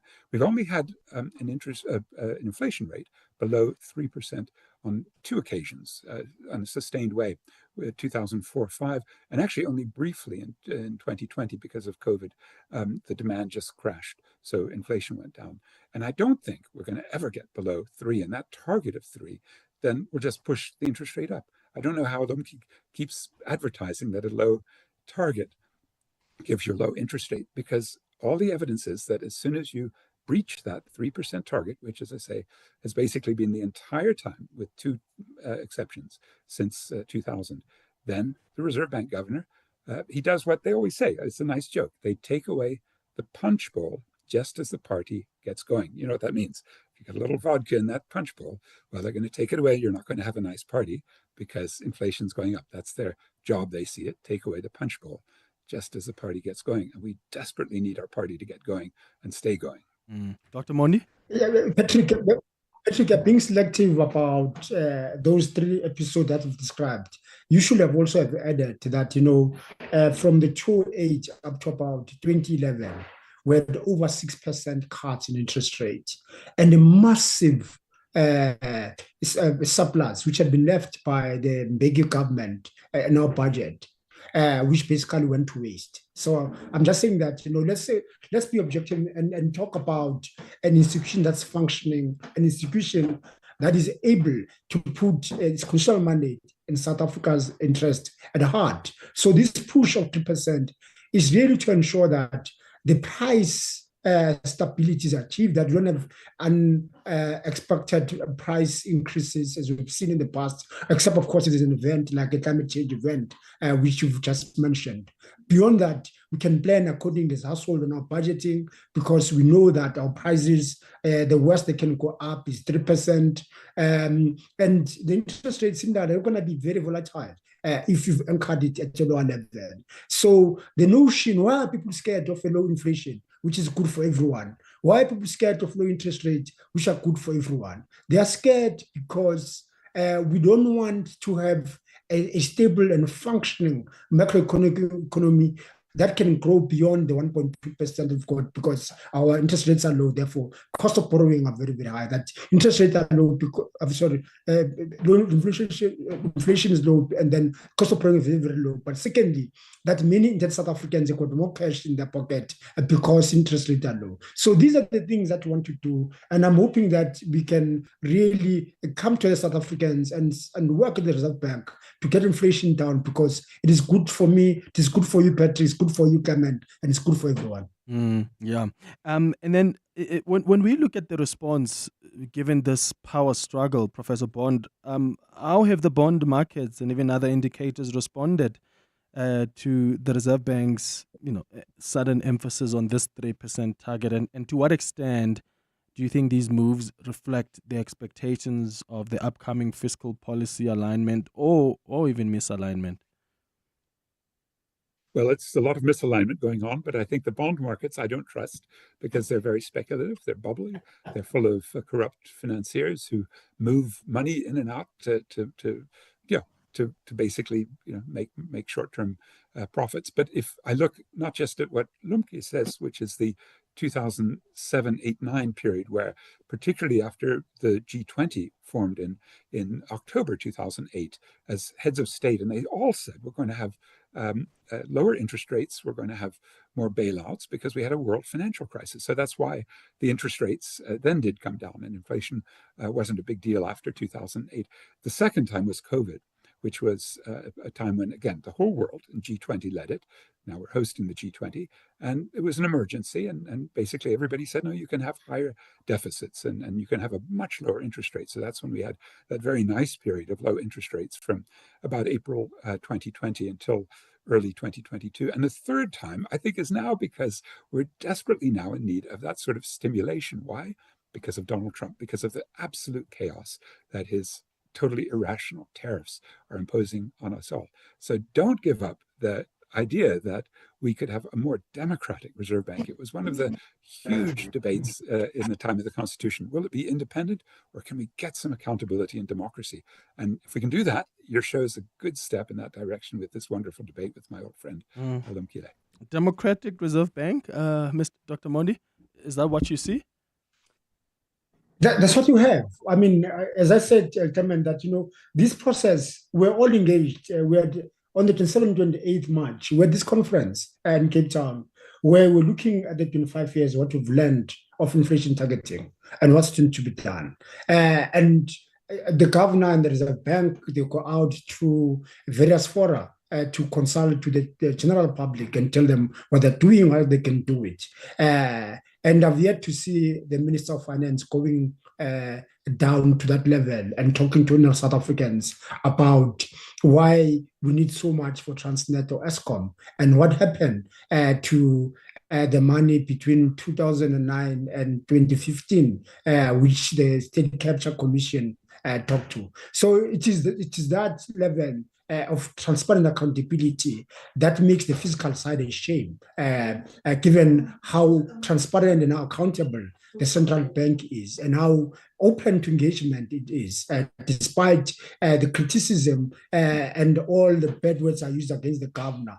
That here would an institution, would people that are capable, who are putting South Africa's interest at heart, want to ensure that there is a huge benefit on the instrument they're using for everyone, and that the country does lower its debt by anchoring in lower interest rate. And therefore, the challenge here, Clement, is for the Minister of Finance to go ahead to the market and say, actually, I'm funding my deficit now with an inflation targeting, with an inflation-linked instrument, which will be pegged at a coupon of 3%. This is what you need to see. If it does that, then I think there'll be that convergence between the monetary policy and the fiscal side, and anchor that low inflation so that we can move forward as a country and have a lower prices of goods and services, lower interest rates, and able to do the thing that we need to do of closing in high employment and then address poverty and inequality.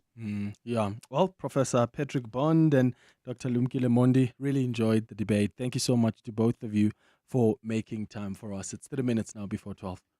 Aubrey Masango. Weekday evenings. 8 to midnight. Kudos to Peter Louis Maiber. When somebody shows us exemplary behavior, we should applaud that person. We complain about corruption in this country. One South African does the right thing, and instead of saying, hey, well done, we turn on that person. There are so many unresolved issues within all of us that even when we should be saying, well done, we will find a way of turning the story around on a particular person to say, I wonder, had it been a little bit more money, would he have taken the money and so forth? I don't think so. Aubrey Masango. 8 to midnight on 702. 702. Looking for expert business insurance for your business? Well, Business Outsurance are experts in business insurance for plumbing, electrical, and the general tradesman services. See why over 100,000 businesses across various industries trust them. Switch to Business Outsurance today and you could get a massive 20% discount on your business insurance premium. Get a quick and easy quote today. Call 08600 60,000 or visit outsurance.co.za. Licensed insurer and FSP. T's and C's and information online. Welcome to the brand new days. Sail the world with Norwegian Cruise Line. With more to see, more to do, and more to enjoy. Plus, upgrade your holiday with NCL's More at Sea for premium beverages, specialty dining, and much more. Think international cruising. Think NCL. For the best deals available, visit ncl.com or contact your travel agent. Restrictions apply. Welcome to the brand new days. Meet the new Samsung Galaxy Z Fold 7, re-engineered to be our thinnest and lightest foldable yet. Move with confidence, powered by an ultra-sleek, ultra-slim design that adapts wherever life takes you. Open your world to expansive screens, seamlessly crafted for work and play. It's innovation that fits your pocket. Upgrade to the new Galaxy Z Fold 7 and get double the storage on us. Hurry, offer ends 31 August. T's and C's apply. Coming up on the Midday Report. A minute before 12 o'clock. Sidi Madia, how are you doing? Good afternoon. I'm very good. Good. What's popping, Fanda? Lots coming up on the show. We're going to speak to the president's spokesperson. The president has had a conversation with Donald Trump. So we'll find out more what about has it that. Produced? That's what we need to find out, Clement. So we'll hear from the presidency. Says, but like half a paragraph of a Yeah. sentence. So we'll find out. And then we'll speak to Minister D. McPherson. In fact, I've had a pre-recording already with him on his way to the police station. So you can imagine He must what feel he'll vindicated. say. Oh, absolutely. But I'll play that for you after 12 o'clock. And then we'll also catch up with a variety of EWN's reporters. We are covering the post-cabinet briefing. As you can see, Minister Khumbudzo Ntshavheni is speaking. The Bella regulations have been published for put out, gazetted rather, for public comment. We'll look at that. And we'll also speak to the DTI that is worried about some of the narratives and how they'll impact the negotiation team as it tries to find a deal, even at the 11th hour with the US. All right, that's what's coming up on the Midday Report with Sidi Madia in Fomendi. Thank you for listening to the Thursday edition of the Clement Manyathela Show. Have a beautiful day, my friends. Bye-bye. This is EWN. Good afternoon. I'm Bali Dlamini. President Cyril Ramaphosa has held a telephone discussion with his U.S. counterpart Donald Trump. The presidency says the talk yesterday was centered around the two leaders discussing trade relations. It comes as Trump's controversial tariffs kick in, making it more expensive for countries to export to the United States. South Africa has been hit with a 30% duty, and government is still trying to negotiate a better trade deal. Presidency spokesperson Vincent Magwenya says respective trade negotiating teams will be taking forward more detailed discussions. President Cyril Ramaphosa held a telephone discussion during the morning of the 6th of August 2025 with US President Donald Trump on bilateral trade matters. The two leaders undertook to continue with further engagements, recognizing the various trade negotiations the US is currently involved in. Let's move to the courts now, where murder and rape accused former preschool teacher Amberly Hughes is appearing before the Johannesburg High Court for closing arguments today. The 25-year-old has been behind bars since the death of her ex-boyfriend's child, Nada Jane Chalita, in January of 2023. Hughes recently confessed to killing the 4-year-old by drowning her in a bathtub at the apartment she shared with the child's father. Ntokozo Khumalo reports. After years of feigning innocence innocence in a short yet shocking appearance last week, Emberly Hughes confessed to killing the 4-year-old by sitting on her in a bath filled with cold water. Hughes still maintained she did not rape Cholita during her last appearance.